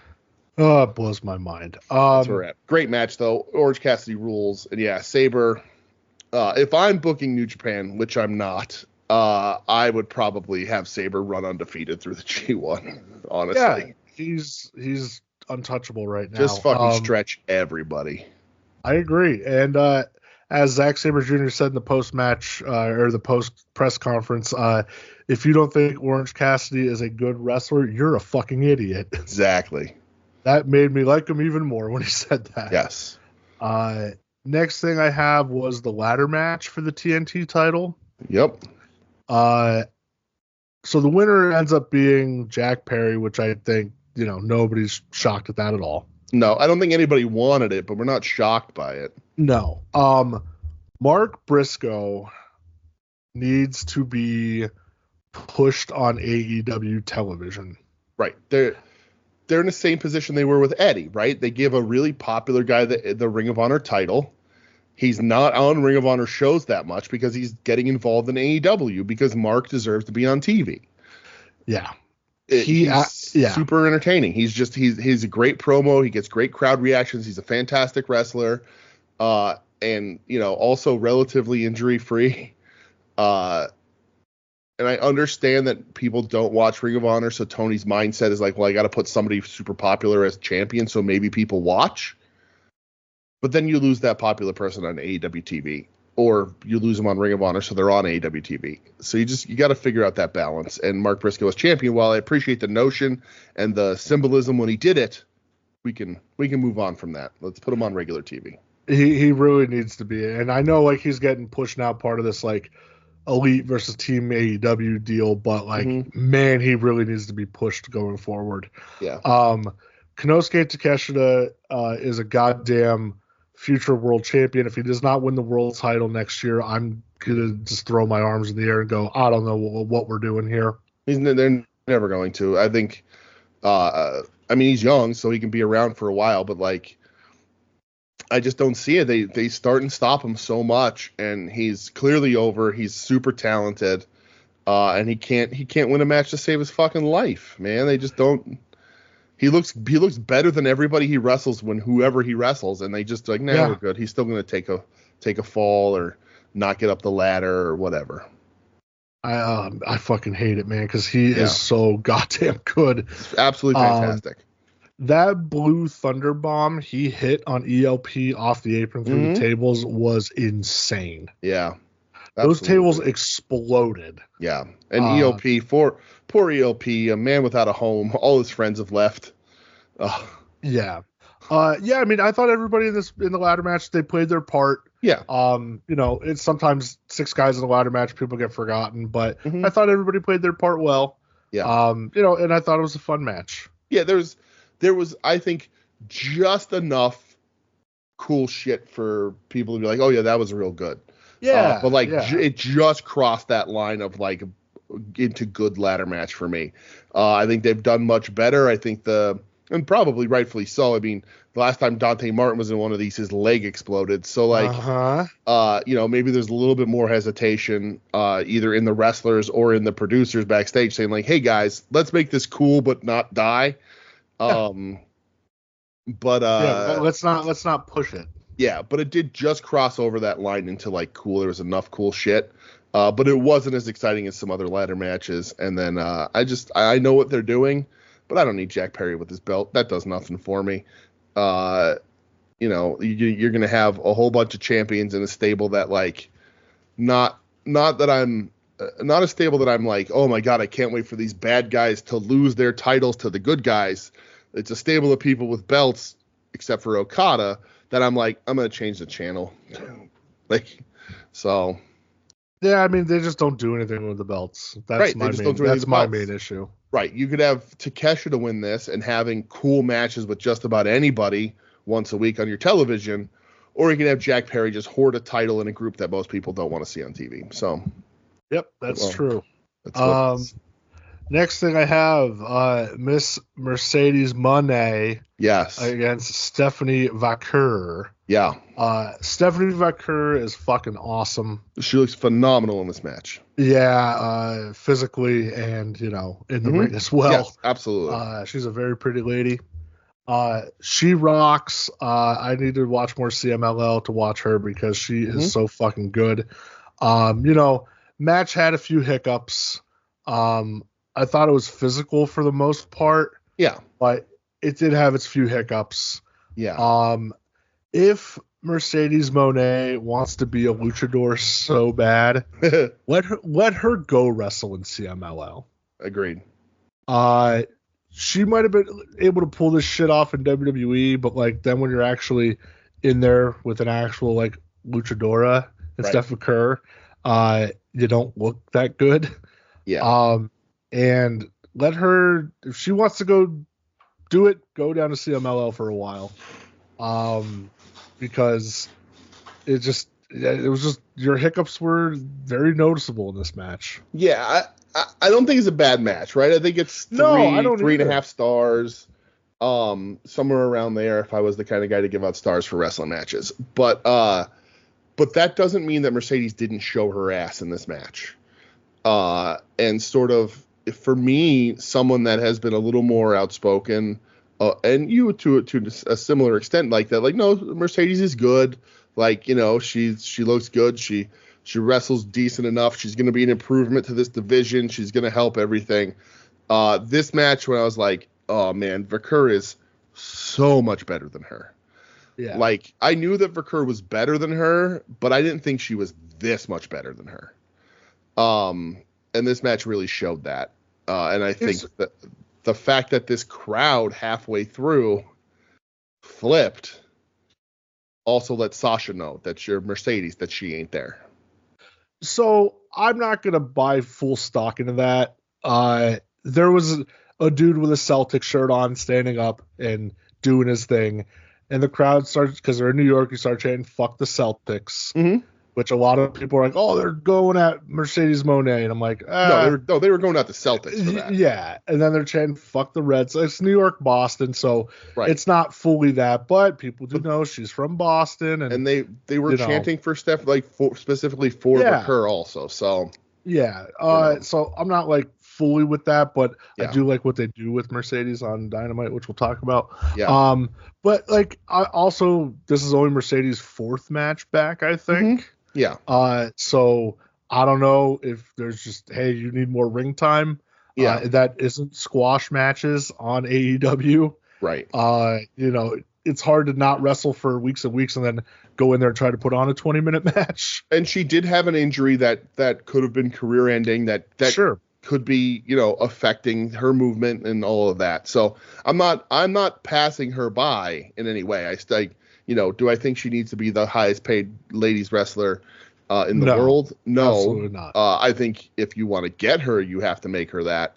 But I don't think she's deserving of it. Like she's the Trevor Lawrence of AEW women's wrestlers. Well, hey, they own the Jags anyway, so that works. Right. out. Paid for the prospect, not necessarily the numbers. Yeah. But it was a good match. I'm not giving up on Mercedes, especially with this Dynamite. I think she'll do a little better when we talk about Dynamite. But I agree. Tetsuya Naito versus Jon Moxley. All right. For the IWGP title. This was really bad. Real bad. Naito is cooked. Overcooked. It's just he's done. We saw Naito's last best match. Yeah. It's last done. year. Last G1. And you know what? I look at it and I go, oh yeah, that was just Ospreay. That to me now, that like really kind of confirms it. Because Will Ospreay just still happens to be maybe the best fucking wrestler going. It's just this was so bad. It is. Naito looked lost. I mean, it's wild that Moxley couldn't get him to a better match, but like, there's only so much you can do. Particularly when you wrestle a style like Moxley, like I wouldn't necessarily be on board with Moxley going out of his way to make this match different and like do something he doesn't normally do to bump up the excitement level of this match. Because Naito, like, it's sad, man. Like, it bummed me out. But like, this is that's it. Put him out the pasture. That he's probably gonna have this belt till Wrestle Kingdom. Like, now we have to watch Naito in the G1. We sure do. And like, we'll see. Maybe benefit of the doubt. Maybe it's a fluke. I don't think so. Hopefully we'll get a match or two, out of him, because last year's G1 we were saying he was kind of done too, and he had a really good G1. But this is he had 2 good G1 matches. That's true. But they were like, one of them was Ospreay. Yeah, that's true. But this was the eye opening for sure, nail in the coffin. Like, I don't think we're never gonna get the Naito back that we once knew. No, I just don't think it's gonna happen. And it's sad. It is. Which we'll talk about when we talk about New Japan later. Main event though. For the AEW title, Swerve versus Will Ospreay. On paper, this is jumping off the paper. I mean, they fucking. I think not only did they live up to the like hype, but I think they exceeded it. This was fucking incredible, absolutely incredible. I loved Ospreay coming out in his Hayabusa tribute gear. I love Swerve coming out with Jim Jones from Dipset. That made me real happy. I think that they both achieved what they wanted out of this match. People want to cry storytelling. They fucking did. They clearly did. The match was physical. It was brutal at times. It was athletic as fuck. They crushed it. They went out there and absolutely crushed it. and Swerve, like, really, hopefully, like, this silences some people. Saying, oh, it's just going to be a transitional champ or whatever. No, man, Swerve is fucking here to stay. This guy is an absolute megastar. And this takes absolutely nothing away from Will Ospreay at all. He's like a bulletproof guy. Yeah. Already. Well, you know, and like even not being bulletproof, which he is, but like, and he said it, like, there's nothing wrong with losing to the champion. Yeah, I saw that report that came out where he wanted to kind of get this out of the way. Yeah. So people would stop like doubting Swerve a little bit and try to make his reign a little stronger. And yeah, like you said, he said there's nothing wrong with losing to the world champion. Right. And you said like lived up to expectations. It absolutely, you said, like, went past them. It blew them out of the water. But the expectations were different for this, right? Because like nobody was like, this match is going to stink. These two guys are world class. Like, these are amazing wrestlers. People were worried about how they were going to finish it. We even in the house, we're like, are they going to go an hour draw? Are they going to go half hour? Or, you know, is it going to be a fuck finish? Are they going to, you know, is Callis family going to fuck Ospreay out of the match? You know, like, how are they going to come up with an end that satisfies everybody? Because Ospreay's on such a tear, Swerve's champion. We are all in agreement that it's not time for Swerve to lose his belt yet. Like, it's not even close. No. I think his run will inevitably end up feeling a little short to all of us because it's probably going to end at Wembley. I don't know. I don't think it ends at Wembley. No, I hope not. But there's a good possibility that it does. But I hope not. But the expectations for this match were more of how are they going to do this without pissing off 80% of their crowd? Yeah. And they didn't. Like, they did great, man. You know, there was a little bit of chicanery, but like it was just this phenomenal match with two dudes absolutely crushing it. Crushing like wildly every style of professional wrestling almost. You had your like choreographed like ducking spots, you had your hard hitting, you had your, you know, your build up in the King's Road style, like you had all your falsies. Like, they ran the gamut through so much in this match. And yeah, like not that we had to question either of these guys, but if there was a question, it would be like, can Swerve be the exciting guy that Will Ospreay? Because Will Ospreay's taken over, like, if you like AEW or not, Will Ospreay's taken over the world. When Joe Sposto is like, this Will Ospreay kid might be the guy, you've made some impressions in your short time in the United States. Because Joe wasn't watching New Japan. Joe didn't really see Ospreay until AEW. Listen, I don't want to toot my own horn here, but beat motherfucker. Oh yeah, you've been on board forever. And I think that Ospreay has grown and become a much better wrestler than he was 2 years ago or 3 years ago. You know, I think he sort of knows that he's put more pieces together than he had in the past. But he has taken the United States wrestling scene over like crazy, and Swerve rose to that occasion. And it's weird to say that the champion has to do that. But he was just as exciting, if not more, in this match. His shit was crisp. Everything felt big out of both of them and out of Swerve. Like, this match, it's on my match of the year list. I don't know where it's going to fall. You know, we got a lot of year left, so it could get moved all around. But like, if this isn't on your match of the year list as a contender, I don't know what to tell you, because it was that fucking good. Yeah.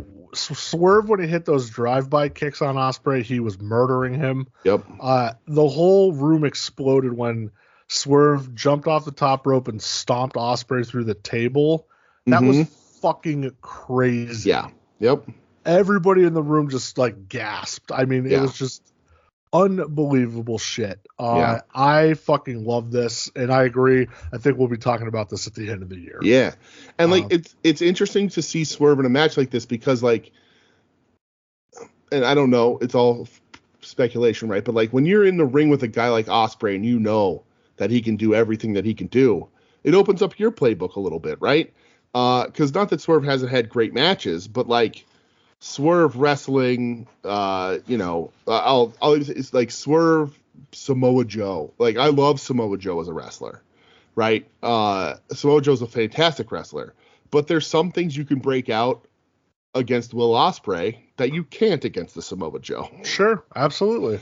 And this is the first time I think in this company that Swerve, maybe the first time since Swerve has been on mainstream television in the U.S., that he's had an opponent like Ospreay where he's been able to full open up.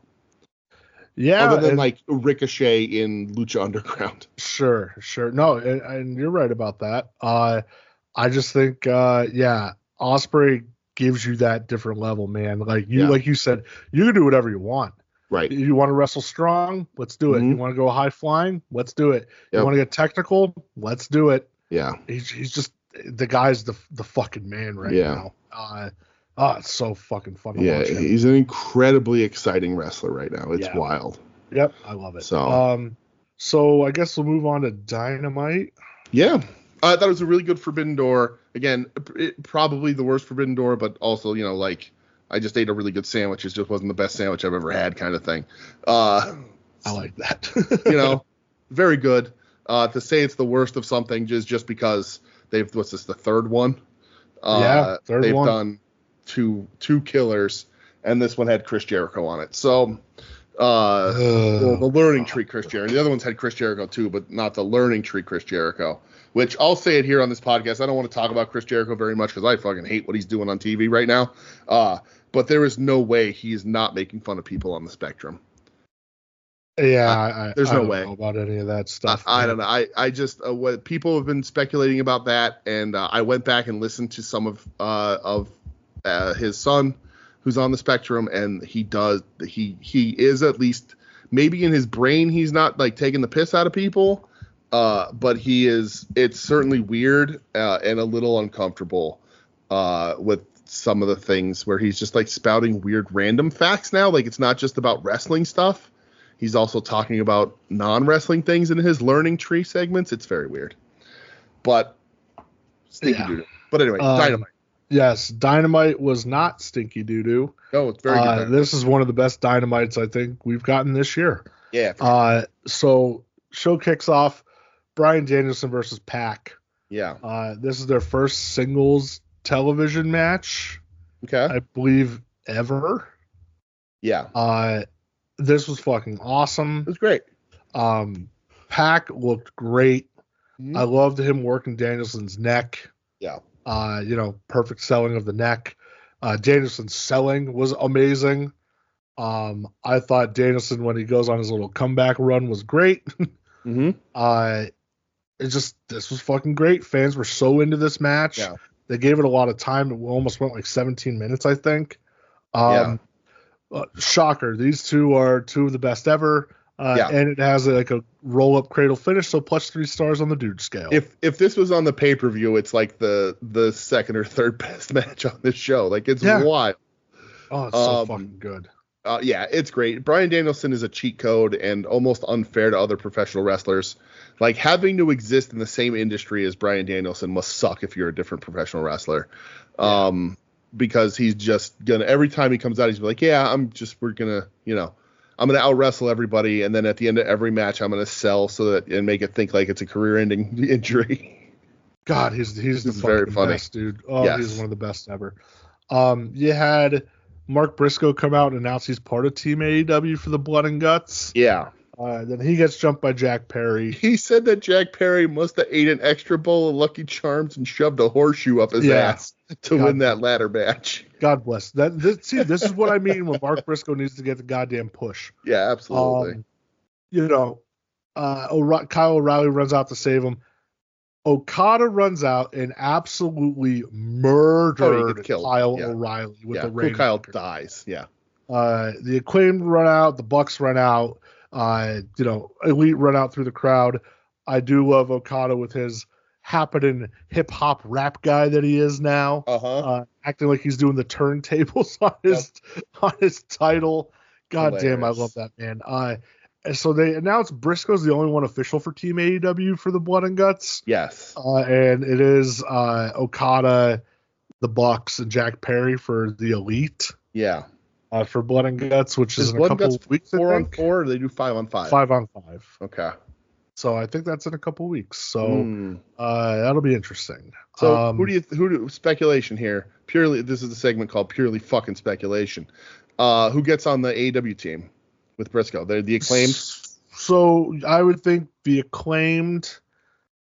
With Billy or without? Without. I don't think Billy works it. The Acclaimed, Briscoe, Kyle O'Reilly. Okay. And I mean, you could put Orange Cassidy in there. Yeah. Against the Elite. Okay. I don't know if Hangman's going to be a part of the Elite. It seems like he's not, but who knows what they're going to do there. Yeah. But that seems like it makes sense, right? Mm-hmm. Yeah. I think you can go with that. What do you it doesn't feel as hot as previous Blood and Guts. Yeah. But. Do you think that there's a chance? I don't think there is, but it just popped into my brain. Do you think there's a chance that they add a woman to the Blood and Guts team? And just have them go off, because Blood and Guts always sort of section off anyway a little bit, but and just have Mercedes and Britt.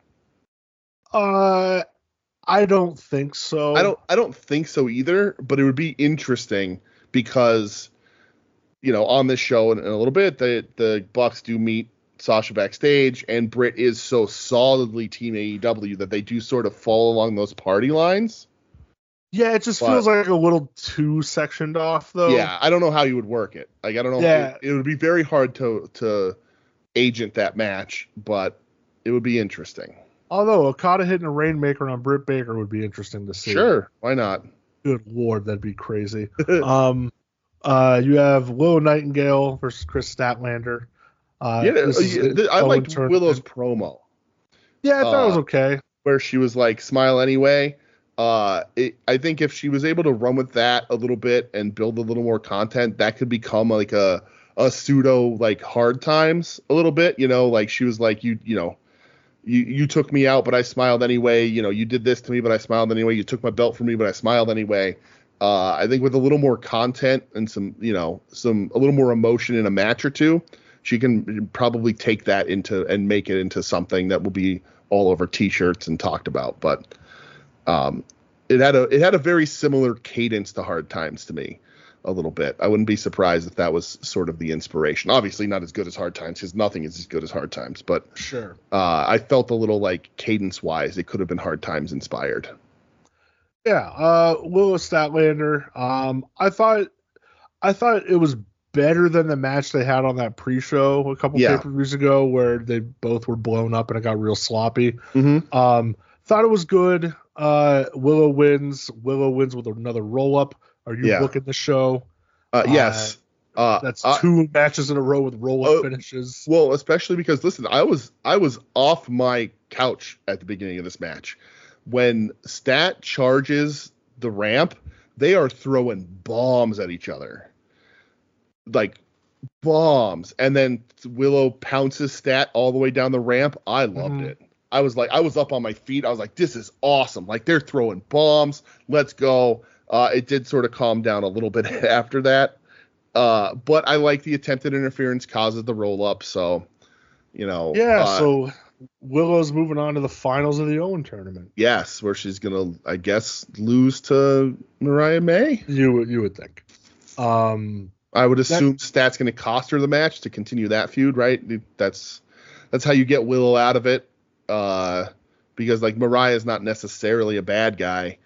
So that's how you get Willow out of it without sort of having to do any real heat. You put all the heat on Stat. Yeah.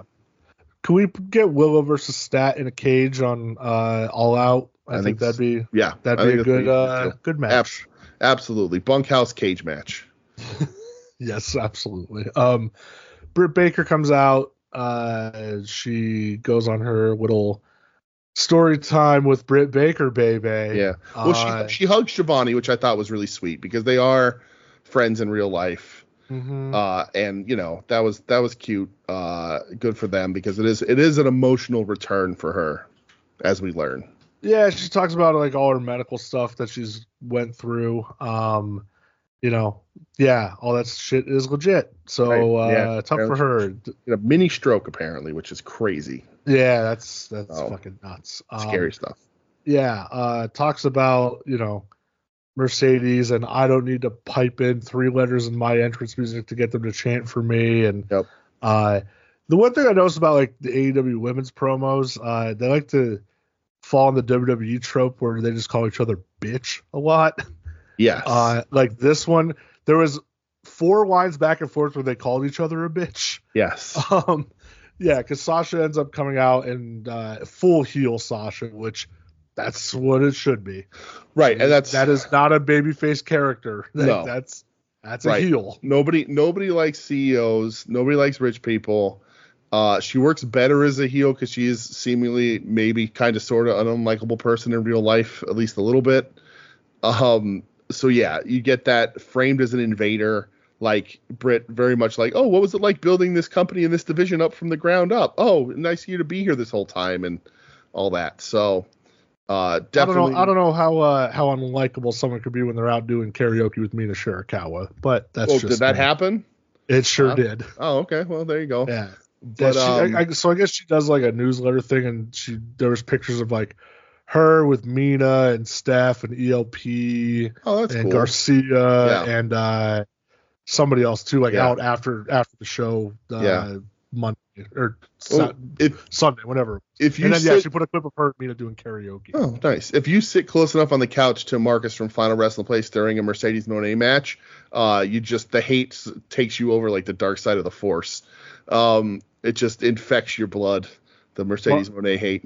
Marcus, that's a Star Wars reference. Because she was in a Star War. She was in a Star War. She came out and said WWE tried to stop her from being in a Star War. Which I completely believe. Absolutely. I 100% believe that. Yeah. So this sets up Britt Sasha moving forward. Yeah, the Bucks show up and cut off her segment to set up for the Mercedes celebration, and then they call each other a bitch a whole bunch of times. Yeah, they just say, you're a bitch. No, you're a bitch. That's right. Like, bitch ass. Yeah. Ospreay and so here's the thing though about Mercedes that also happens. Sorry for cutting you off there, but like the crowd chants like shut the fuck up. Like she does not get a good reaction. She gets a great heel reaction. That's good. Right. That's what you need. That's what it needs to be. But I'm not convinced that she was expecting that. I think she looked a little surprised. I don't think so. No, because you just have the big Britt Baker return promo. Yeah, everybody loves Britt Baker. Sasha comes out of the heel tunnel, does that little like cutesy thing with the Bucks where the Bucks are supposed to be heels, right? I think it's complete like. Yeah, I'm going to get booed. I think she expected the booing, but I don't know that she expected a straight up entire arena saying shut the fuck up at her.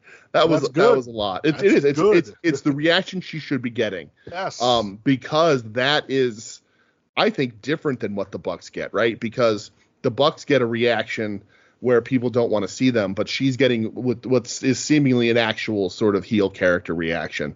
I'm not sure the Bucks ever get that. Like the Bucks don't ever get a reaction for being heels. They just get a reaction for being unliked as people.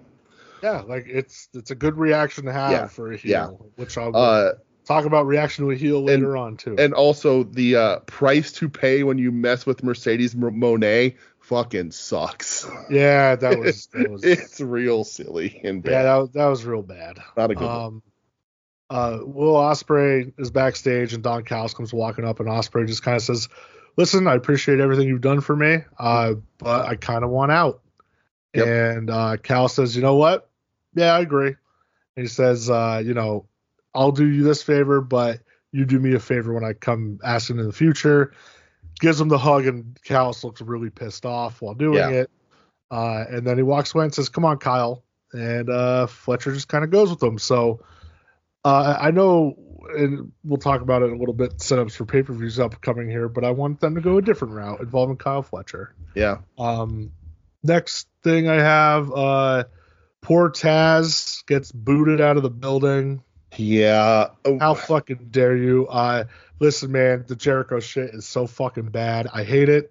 Yeah. I am at the point where like I don't even want to talk about it. It's automatically bad. I don't mind the like him kicking Taz out. Like I think in a different, like dealing with a different character, a different version of Jericho, it makes sense. Like I just beat up your son, and Taz, you're a known killer, so I don't want you here. But that means that it has to end with Taz getting his hands on Jericho, right? Yeah. You just foreshadowed that, and I don't know that we're ever going to get that. So if we get Taz choking out Jericho at the end or at some point in this program, then I'll forgive this segment. But it's rough. This Jericho thing is really tough. At one point on commentary, he starts laughing about how some names rhyme with each other. It's terrible. Which is why I'm like, he's not just doing like learning tree about wrestling. He's like, ha ha, those names rhyme. Isn't that funny, guys? Ha ha, look at the rhymes. And it's like, what's going on? It's just awkward and not entertaining. And then so much so that I fast forwarded through this match. Yeah, I didn't watch it either. I was behind. I went, nope, fuck this. I ain't watching this shit. I'm not super into watching Cage Agony anyway. No. But like, I'll watch Joe Goon all day. But I was like, I can't. Not with Jericho. He's ruined segments. It's really tough. Yeah, it's real trash, dude. And then like Pillmanized Shibata's arm afterwards. And then backstage they hit Hook with a Memphis fireball. Yeah, he gets the fireball. Like, it's just go away, please go away from it. Doesn't work for me. Jeff Jarrett versus the Hangman Adam Page. The Heartbreaker.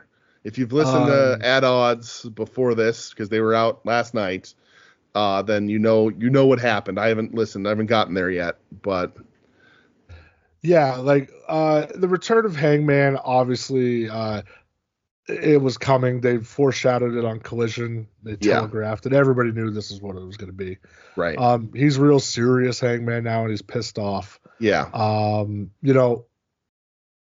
mean, this was pretty much like a mugging for most of this. Yeah, he's got slower music.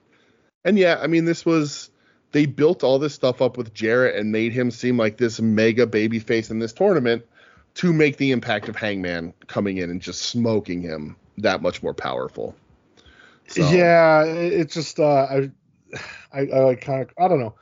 Listen, if you would have given Jarrett a run to the finals where he loses to Danielson, I'm fine with that. Yeah. I think that would have been the better story. Yeah. Give a nice little nod to thank you to Jeff. Thanks for everything you've done. But for this to just be like another, oh, Hangman's back, but now Hangman hates the Bucks and he's not really friends with them. And we're doing this again. Well, where does it? So Hangman wins the tournament then, right? I mean, I don't know. I'm confused as to what the end game is in this, because if you're not running babyface with Jarrett to Dragon, and Dragon's clearly is in the finals already, right? Yeah. Yep. Is Hangman over Dragon what you're gonna do? I mean, they have the history there, right? You can do that, and then that gives you Hangman versus Swerve again. Yeah. But like, is Hangman? I don't think Hangman's in line for a title. I don't think for that title anyway against Swerve. I hope not. So like, and you're gonna do that at Wembley? Is that what they're saying, or is it just whenever they want? For the winners, I would assume the winners of this are going to be at Wembley, right? It is. Yeah, they announced that a while ago. So yeah, so like, does Hangman main event Wembley against Swerve and lose? Yeah, I don't know. I don't know what they're doing with it. Like, can Hangman take 3 losses from Swerve? I think Dragon going to Wembley and wrestling Swerve and putting Swerve over legitimizes Swerve even further. That's what I would do, but that's what I would do. But I'm just confused as to then why, and they'll tell us hopefully. But then why does heel Hangman come in here and smoke Jeff Jarrett if he's not going to win the thing? Debuting like what is a little bit of a shift on his character. It's still Hangman, but he has no friends. He doesn't want any friends. But it's like evil, mean Hangman. I don't know.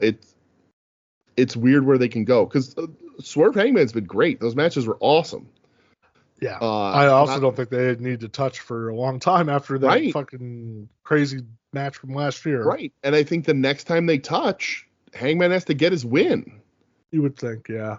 So, I don't know. I don't know either. It'll be interesting. Yeah. Main event, Will Ospreay versus Daniel Garcia for the international title. MJF is in Daniel Garcia's corner.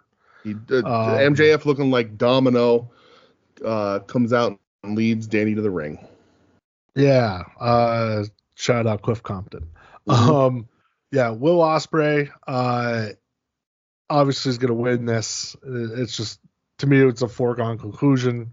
Right. Daniel Garcia, he can't win the big one. Nope. MJF tries giving him the dynamite diamond ring to say, fucking use it. Like, let's go.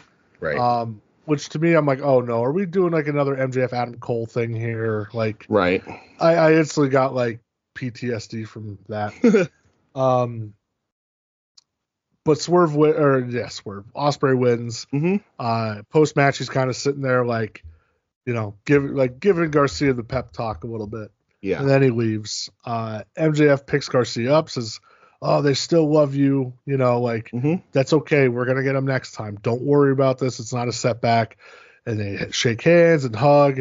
And then Max kicks him in the dick. Sure does. And he proceeds to beat the shit out of him. Yeah. Yep. Daddy Magic tries running in. He gets popped. With the ring. So there's gushers everywhere now. Yep. Garcia's bleeding everywhere. Daddy Magic's bleeding on the outside.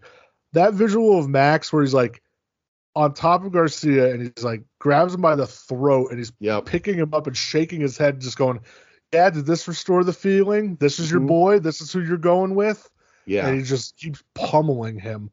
Was awesome. It was a great end. Oh, I loved it so much. Just really the way, again, much like with Sasha, like the way MJF needs to be. Yes. And I'm sure next week he's going to be like this, but with a 20-minute promo that was supposed to go 5, and like he's going to do whatever. But like if he is like this vicious heel, then let's just do that and see if he can carry that, because the funny heel doesn't work for him, I don't think. But he's also not particularly a tough guy. He looks huge. He's all jacked to the gills. Yeah. But like if he just comes out and brutalizes people like he did to Garcia here and wiggles their floppy necks on television, then I'll start to believe that maybe he's a threat as a tough guy, right? Yeah. He hits Garcia with the tombstone off the middle rope. Yep. And Christopher Daniels says, why'd you do that, Max? So yeah, he's like, why did you turn on him? You didn't have to do that. Yeah, super weird. He goes to beat him up again, and then Ospreay kind of runs him off a little bit. Yeah. And then when he's leaving, like, he shoves the one fan. He smacks a cell phone out of another fan's hand. He gets, like, forehead to forehead with another fan. He throws garbage. He throws garbage on the fan. That dude almost came at him. That dude had to get held back. Oh, that would have been great. That was close. That guy was mad. Yeah. And, like, to me, I'm watching it, I'm going, this is the shit I fucking love. Absolutely. Like, I want, like, you want your heels to be this ruthless, vicious. Like, it reminds me of, and I know just watched a documentary last night when Rock was doing the final boss thing when he beat up Cody that one night on Raw. Like, beat the shit out of him. Like, that's what I want. It's such a departure from, like, because, like, here's the thing, like, Max's title run is not being remembered in an incredibly great light, right? The flaws of it are starting to outshine. Absolutely, the good stuff in there, and like the stuff with Adam Cole, which, like, who knows if Cole's ever going to be back, right? But like the kangaroo kick, the devil stuff, it's all really tired. Yeah. And like does not fit in the landscape of AEW. So, like, it was good to have Max back. They got him some weird matches on his way back with Hechicero. Like, it's weird Max stuff. But this is what I need. If you're going to make Max believable to me and somebody that I want to see on my TV at all, I need this guy. I need short, I need to the point, and I need brutal. And if he can't deliver on that, it's going to quickly turn and slide back down the hill. But if he can keep this intensity and keep this sort of gnarliness, I'm here for it. I think AEW is wading into the pool really far with Daniel Garcia to see what they can do with him. I agree. I think he has a certain, he certainly has a following. He has a certain amount of star power. I don't know, so clearly him and MJF is going to be a hot program, right? Yeah. Clearly if they can capitalize on this and keep this rolling, this is going to be a big program. I don't know that Danny Garcia, even if he beats MJF at the end of this program, stays at the top of the card. I don't know if he has that. I like Danny. I think he's a fine wrestler. I think I'm going to need to wait and see if he has the staying power at the top when he's not up against what could potentially be a crazy heat-getting MJF. Yeah. Yeah, I agree. Coming out of last night, I go, okay, Ospreay looks like an even more of a babyface for coming out and running Max off. Mm-hmm. Because this crazy notion that babyface is actually helping another babyface like they used to. Right. That seems to be a lost art in wrestling. Yep. Yeah. Garcia, hopefully the fans are chomping at the bit to see him get revenge. Yeah. And hopefully Max, like you said, goes not to the funny side of it. Yeah, you could add little touches of humor in. Mm-hmm. I'm okay with that. Yeah. But be a little more serious and a little more ruthless like this. I don't want him to have friends. No. I don't want him to get a group. I don't want to be him involved with other heels. I want everybody on this roster to be afraid of him. Yeah. Right? If he's not a threat to everyone, then I'm not interested. Yeah. Right? I don't want a Pinnacle around him or any of the other groups again. I don't want any of that. I want Max to be believable and to be dangerous to the entire roster. People should go down a different hallway if they see Max coming, if you want him to be believable. And him covered in Garcia's blood, shaking his neck, is the start of that. Yeah, that was some good shit. I like that a lot, it's man. Just the start of it. And that's the thing. I don't know if it's going to deliver because Max gets too into his own shit and gets too cute and everything's got to be funny. And exactly, not every fucking heel needs to be funny. He could play off like Drew McIntyre is right now, where you take the little pot shots or whatever, but at the end of the day, no, I'm going to rip your fucking head off. Exactly. That's what you need to be. It's be that type of person and you'll succeed in life. Max, for the first time in AEW, has the opportunity to show me, not tell me, that he's a badass. I agree. All right, well, that was the end of America. That's it. America's over. Yes, sir. Okay. It's done. Finished. Finito. So before we go international, does Terry Funk have anything to say? Terry Funk does have something to say. This is a continuation from last week. Terry Funk has been suspended from in-ring competition for putting a bag over Ric Flair's head, but he is not suspended from having a Funk's Grill with Gary Hart. Someone is about to get grilled. It's time for the most unpredictable place on the Power Hour. Let's go to Funk's Grill and see who's on this week's menu. I want to welcome you simple-minded people once again to Funk's Grill, even though I have been suspended for an indefinite amount of time. I have been fined $100,000. Here I am before your very eyes. Aren't you so happy?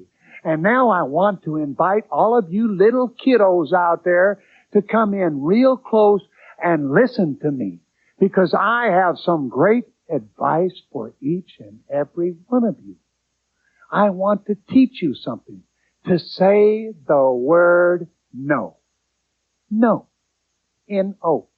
When your mommy walks up to you and says, "Take out the trash, Sonny," learn to say no. When your daddy tells you to eat every bean and pea on the plate, tell him, "No, Daddy."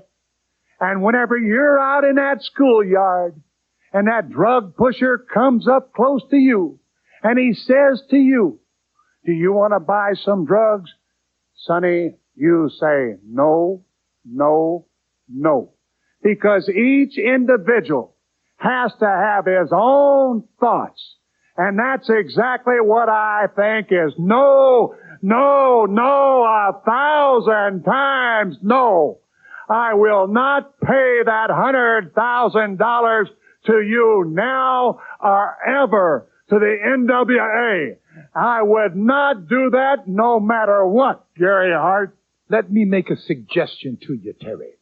You see, the way situation is now, you and Flair cannot fight in any arena, anywhere in the world, because the National Wrestling Alliance has, in effect, suspended you and put a fine of $100,000, which you're not going to pay, and I don't blame you. I'm paying. But to you, Ricky Flair, and to you, Terry Funk, I have deliberated on this matter for a long time, and I think I have found the solution. I would like to send Ricky Flair a one-way, first class, of course, ticket.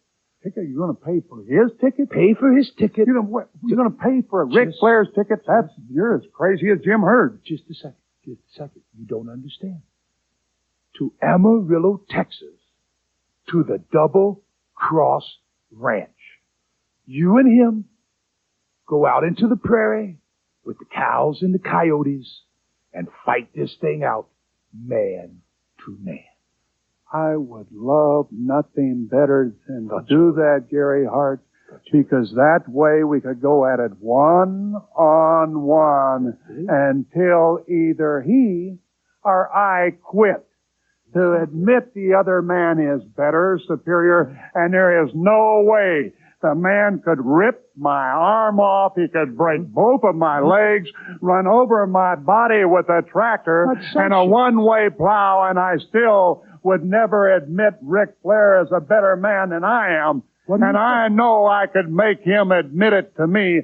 I think it's a wonderful idea, Gary Hart. Should I present it to him? Present it to him. Send him the ticket.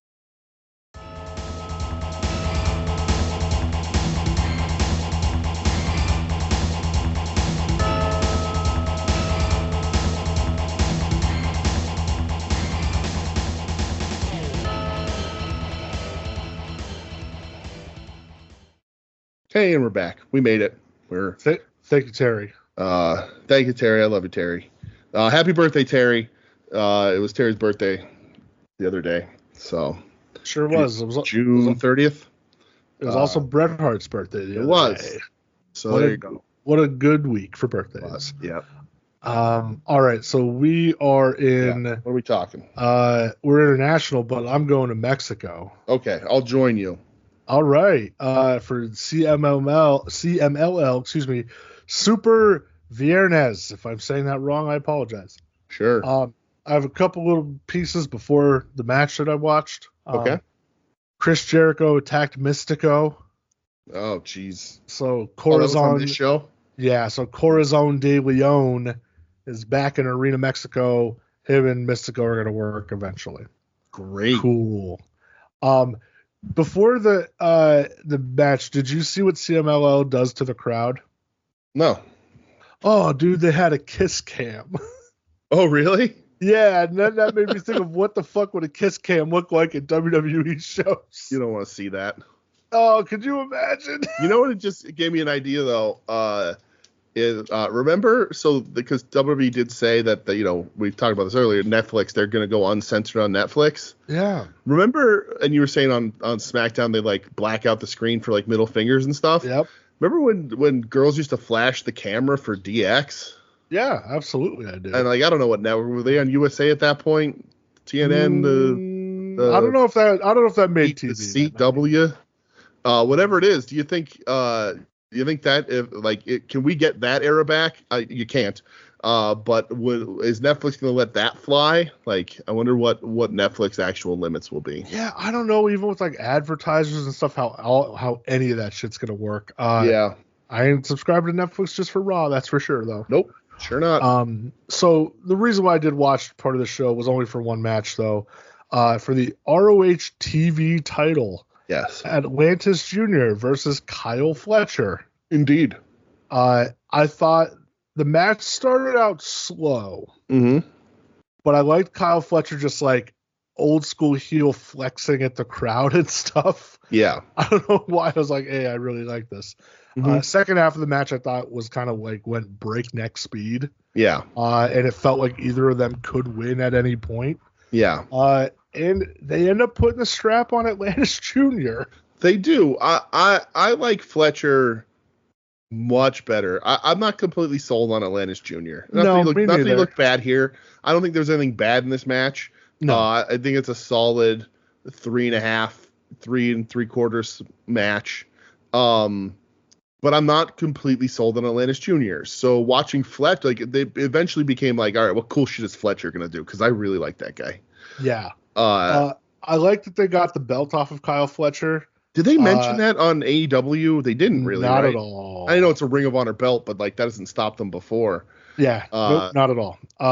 Which I kind of like. This is where I hope that for some reason this ends up setting up Kyle Fletcher, Will Ospreay in AEW. Okay. For that international title and have Fletcher win it. Interesting. I think that would be cool as fuck. Yeah, that'd be cool. Because Kyle Fletcher is on like an actual heater right now. Yeah. Well, and Fletcher does say like, you won because you were in your home. Rematch on my turf next time. If anything, I hope we get Atlantis Jr. in Ring of Honor against some cool lucha guys, so we get some cool lucha matches for this belt. In Ring of Honor, and then eventually whatever you do with it from there. I don't think we're going to see a months long run out of Atlantis Jr. here, but who knows? Yeah, I mean it's an ROH TV title, so who actually knows? Well, the Ring of Honor TV title has been the main TV on their tapings for how long? Because they used Eddie before and now Briscoe on AEW TV. So this was the top title on Ring of Honor TV. So yeah, Kyle Fletcher's been carrying that thing. Right. So the only other international match I watched. Yes. I think you did the same. Me too. From New Japan, their New Japan Soul Tour, Night 6. Mm-hmm. This is a G1 qualifying tournament match. Yeah. Yoshihashi versus Tomohiro Ishii. Brett. DJ. Why is Yoshihashi dressed like a Ninja Turtle at the start of this match? Dude, why does Yoshihashi have a stupid face? That's true. Go back to Lawson's. I will literally fucking kill you. Yeah, again, I've softened on Yoshihashi in the recent months. Not softened enough to not root with my whole heart for Big Tom Ishii. But he comes up dressed like a Ninja Turtle. And I'm like, that's too much. You look ridiculous. Like, now your face is no longer the most ridiculous thing about your body. You're now in like weird, like armor made of bamboo. I don't understand it. You look like a fucking Ninja Turtle. He looks like an asshole. He looked like an asshole. He really does. But the match goes about 26 minutes or so, and it's really good. Dude, I thought it was amazing. It's really great. It really is. It's awesome. It's hard. It's everything you want. I have Charlton on commentary just be like they're longtime members of Chaos, and they've never. I don't know if they've had a one-on-one match. He said that Yoshihashi has never beaten Ishii in his career. That's crazy. Yeah. They chopped the shit out of each other. Absolutely. Yep. My God, every chop was laid in. This was so good. More so coming out of this is like. No Ishii in the G1. Yeah. No Tanahashi in the G1. Mm-hmm. And we looked at a cooked ass Naito. We sure did. The pay-per-view. Mm-hmm. So it really does put into New Japan like you gotta try something different. And listen, I love Ishii. You love Ishii. Right. Ishii's up there. He's what, 47, 48? He absolutely is an older guy. Absolutely. And maybe he can't, or maybe he doesn't want to do the G1. Right. I mean, there certainly is a theory and a way of thinking of being like, I would rather leave while I still have some matches left in me instead of being Tanahashi of the past year or two and now seemingly Naito of this year. Right. Yeah. There is certainly respect in walking away. Kojima did it, right? Kojima was like, nah, I think I'm good. And Kojima's still having great matches all over the world. So I get that, but that's my guy. I'm never not going to be upset that he's not there, because the other way of thinking about the G1 that's also valid is you want a really quality fan reaction out of as many matches as you can. Sure. And Ishii still gets a wild reaction from those crowds. He does, absolutely. It's just, I think it's a father time thing. Right. Right. And I'm going to be upset about it, but I can't blame them for it. I understand. It's just, you're going to have a hard time finding someone else that's going to catch the audience like he does. And I understand that if he can't do it, or you want the better matches and you have to go in a young direction, we had this conversation. They do. The bench for New Japan right now is not looking any better than the active roster. They're not filling the gaps that they need to fill yet. And they've decided to like slow burn the Reiwa Musketeers, and like we both sort of speculated last year that these guys would be in way different positions than they are right now. Absolutely. So I think did they get cold feet with those guys? Are they waiting for this G1? But also, it does sort of feel like it should be Zack Saber's G1. So yes. So then you don't do much with the Reiwa Musketeers there either, because you know that it's going to be Sabers. New Japan's in a weird position. They're still putting on good shows. There's still good matches. The G1's going to have a ton of great stuff in it. Absolutely it is. But it is starting to get to that point where the G1 will start to look fundamentally different for the people who have been watching it the last, decade or whatever. It is, when Okada sort of entered the scene, everything started to change. And, in the 10, 12 years ago, whatever that was, 15 years ago, and you don't have someone seemingly like that right now. But the fall of Naito is going to mark a different New Japan than I think we're used to, because Tana's also out. So like that's, this is gonna be Naito's last G1, hopefully. Yeah. But then so no Tana, no Ishii, no Naito, no Okada, no Ospreay. This is going to be a new look G1, and this year is going to be a little bit of the test run of it, I think. Yeah, I mean, and that's a problem with, kind of banking on Naito, who has been very open about, I don't have much time left. Right. If the pandemic didn't happen, I would have been retired by now. Yep. And it sucks. He's so popular, and I love him, but he's not the same guy. Right. That's the same with Tanahashi. Look at, I think it was Liger last year saying, like, yeah, I love him. He did everything for the company, but it's time. You're done. Yeah, for sure. And now seeing Ishii, it's like, they've never treated him with respect anyway in the G1 the past few years. No, if he was in the G1 this year, he was going to get one win again. Maybe. Yeah, he was just there to put people over, give him solid matches, which, is the goal of the G1. Right. But at the same time, he's 47, 48 years old. He maybe just doesn't want to do it at this point, which is fine. That's his fucking prerogative, It's interesting that if they knew, and I'm assuming they did, that Naito was winning this belt at Forbidden Door. Absolutely they did. I would have left him out of the G1. I don't know. Your champ is always in the G1, though. Yeah. I know it's different circumstances, but listen, it's a long tour and you got to sell some tickets still.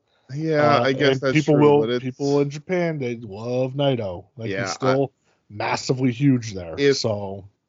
And sad for Naito, and I don't want to see this happen, but like when the G1 starts rolling, he's got like 2, maybe 3 matches to show us a glimmer of Naito before people are like, what the fuck is going on? Because if he walks into the G1 and gives us a match like he did against Moxley at Forbidden Door, I think it's going to go poorly for him.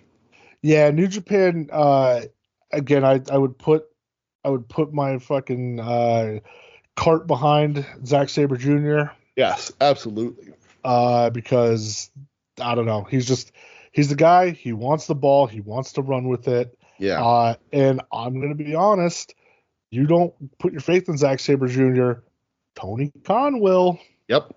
Absolutely. And do you really want to play that game? Mm-hmm.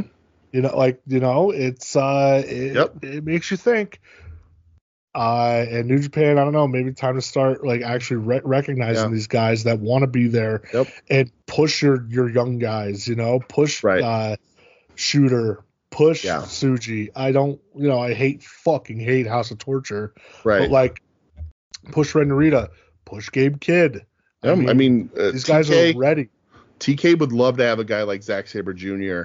And even if Zack isn't a guy who necessarily wants to move his life over, we know that TK is willing to work with people, and he'll give out the money needed. So you can only ask so many times for the ball before you're like, all right, I'm gonna go play with somebody else. It's an interesting time for New Japan. This G1 is very interesting moving forward. I will say about this match though with Yoshihashi, I don't know if he's gonna go through. It's Tai Chi, him, Callum Newman, or Oleg Bolton, I think, are the guys who are left. Yeah. So two I don't know the matchups, but two of them are through. If Yoshihashi gets through and he works the matches in the G1 like he did against Ishii, I'm on board, man. Like the trick to wrestling Ishii is you got to give it as hard as Ishii does, and Yoshihashi did here. And if he can step into the G1 and just slap the shit out of people the whole way through, then I'm all in.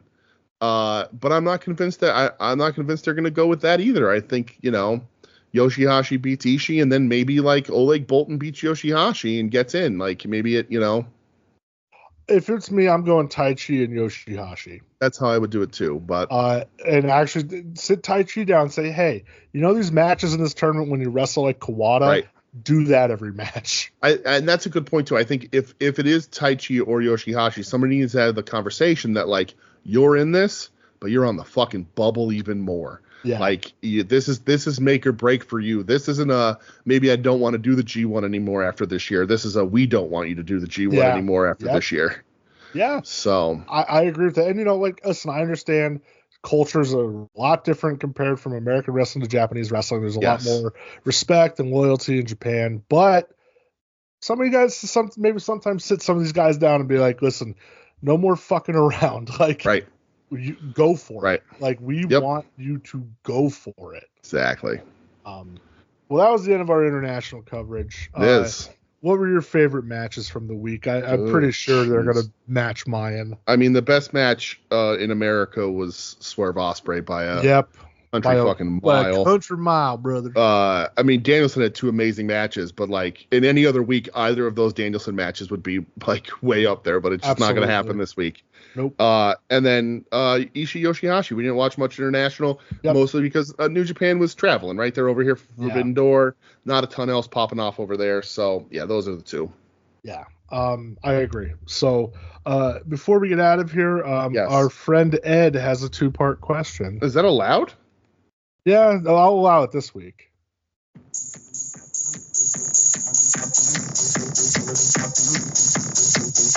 이제 이번 주에 에드 코디 질문입니다.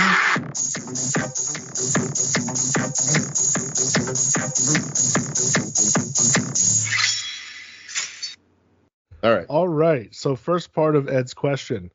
Very excited for a new version of TEW to drop this summer. I've never played it. Seems like a new feature will be the ability to hire a few people for a booking team. Can't wait to book Heat Up or possibly a revived WMF with some input from Dump Matsumoto, CPA, Candy Lee, and of course my sweet baby angel Gabe. What company would you guys choose to run / revive, and who would be on your booking team? Okay. So for me, I mean, it's either going to be one of two. Okay.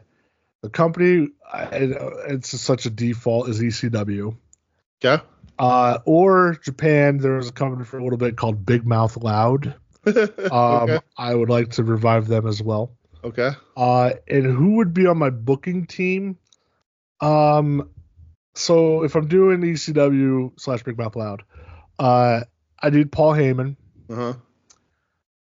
I need like 2014 to 2019 Gato.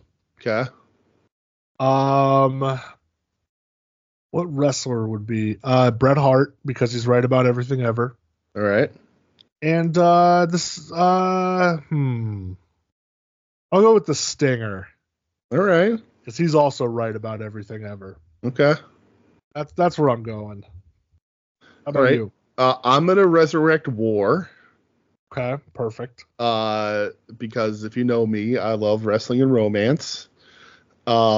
I would bring back Tenru, even though Tenru's running his own thing. And I don't know if you saw this week, but he was sick again and tweeted that he's going to live to 102. I believe him. I believe him too. I would have Tenru. I would facilitate it to be a crossover like SWS had in the 90s. So I would be bringing over a lot of international talent. I would take the packet that Joe Sposto sends to Tony Khan every week and divert that email to Tenru's email address. And then Tenru, the godfather of the STBN Network, Joe Sposto, and Bob Mould from Husker Du, who used to write for WCW. There you go. In like 2000, who has really funny stories about all those maniacs, would be my booking team, along with I'm going to say Lance Storm as my wrestler voice. Okay. In the locker room, because I think Lance is a relatively level-headed guy as far as like angles and who should be on TV and whatnot. I would have a sign on every door banishing Jimmy Jacobs from any sort of locker room presence or even from buying a ticket to my show. Yeah, that would be. I think is that what you were just asking for bookers, right? Yeah. Yeah. There you go. Yeah, there you go. War run by Tenru, Joe Sposto, Lance Storm, and Bob Gould from Husker Du. The dream team. Yes. Second part of Ed's question. My best friend Maddie texted me yesterday about stuff for her Kawasokan East cosplay. Mm-hmm. Shit's getting real. Got to start planning. I want to do a wrestling cosplay. Hayabusa or Onru. I can't pronounce that. Yes. Ed, your hair's long. Yeah. Dye it a little bit blonde and go as ROH CM Punk. Ooh, there you go. Well, so Onro had sort of purple hair a little bit, and Ed has rocked that in the past. But really, Onro, if Ed was walking around Colossal Con East dressed like Onro, people would just think he's like cosplaying as a member of Sabaton or something. Oh, Jesus Christ. Like the face paint, it just looks like Swedish death metal, black metal. So Hayabusa, but dye your hair silver and cosplay as H. Oh, I like that. Ed, if you want to be CM Punk, I have some shorts you can borrow. There you go. You know, you could be Phil. And I have some drugs you can do. Yeah, because he didn't do those. All right. That did you buy anything? Did you buy anything? No. Well, yeah, nothing wrestling related. No. All right. I bought one thing wrestling related. Thanks to you for pointing this out to me yesterday. Oh, you got it? Good. I sure did. Good. I got the Chase Brody King finally. Nice. For a fucking great price, I think. Did you talk the guy down at all? No, I didn't. It's still a really good price. Yeah, I figured, he already shipped it and everything. So yeah. So I got that. Oh, I also did buy the Reebok AEW Brody Lee shoes. I saw they arrived already. Dude, order them on Monday at 10 a.m. They were here yesterday before like noon. That's crazy. That's fucking nuts. No like crazy overnight shipping or anything. Like they arrived. Yeah. Super nice. Money goes to a great cause. So, I wanted to support that.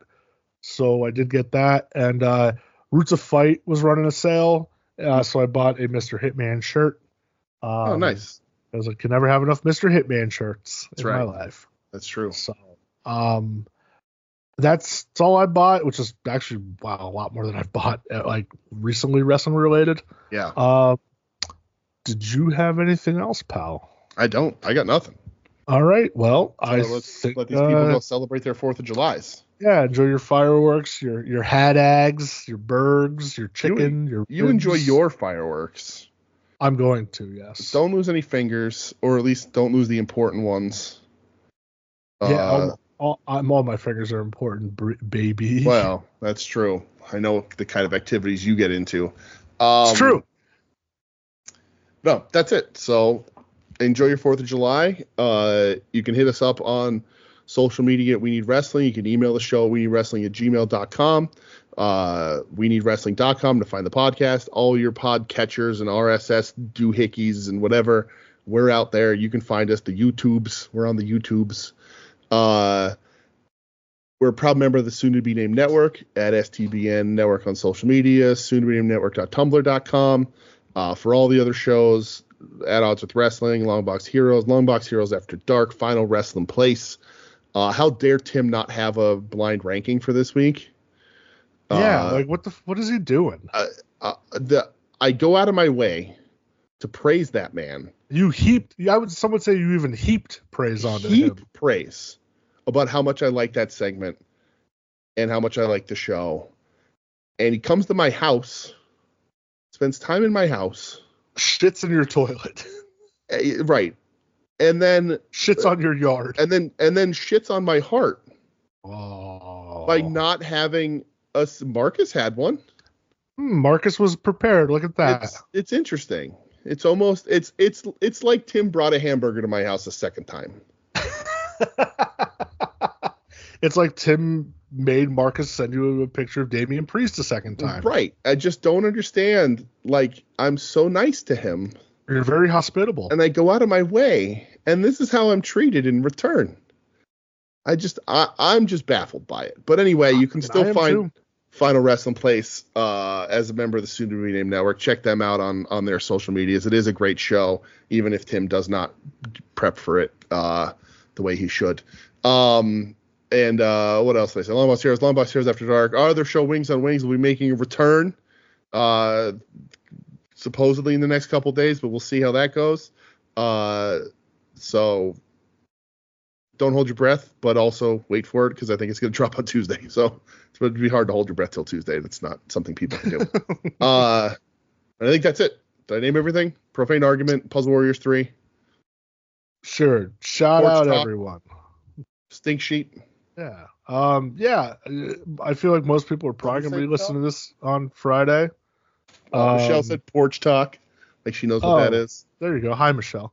I feel like most people are going to be listening to this on Friday. Yes. If you're at work and didn't take the day off, Yeah. Or if you're in the emergency room, sans a few fingers. Yeah. Bring your headphones with you. Right. Exactly. Make sure before you get in the car for a medical emergency, grab your headphones, earpods, and whatever you listen to us through and bring it with you. Your whole computer if you have to.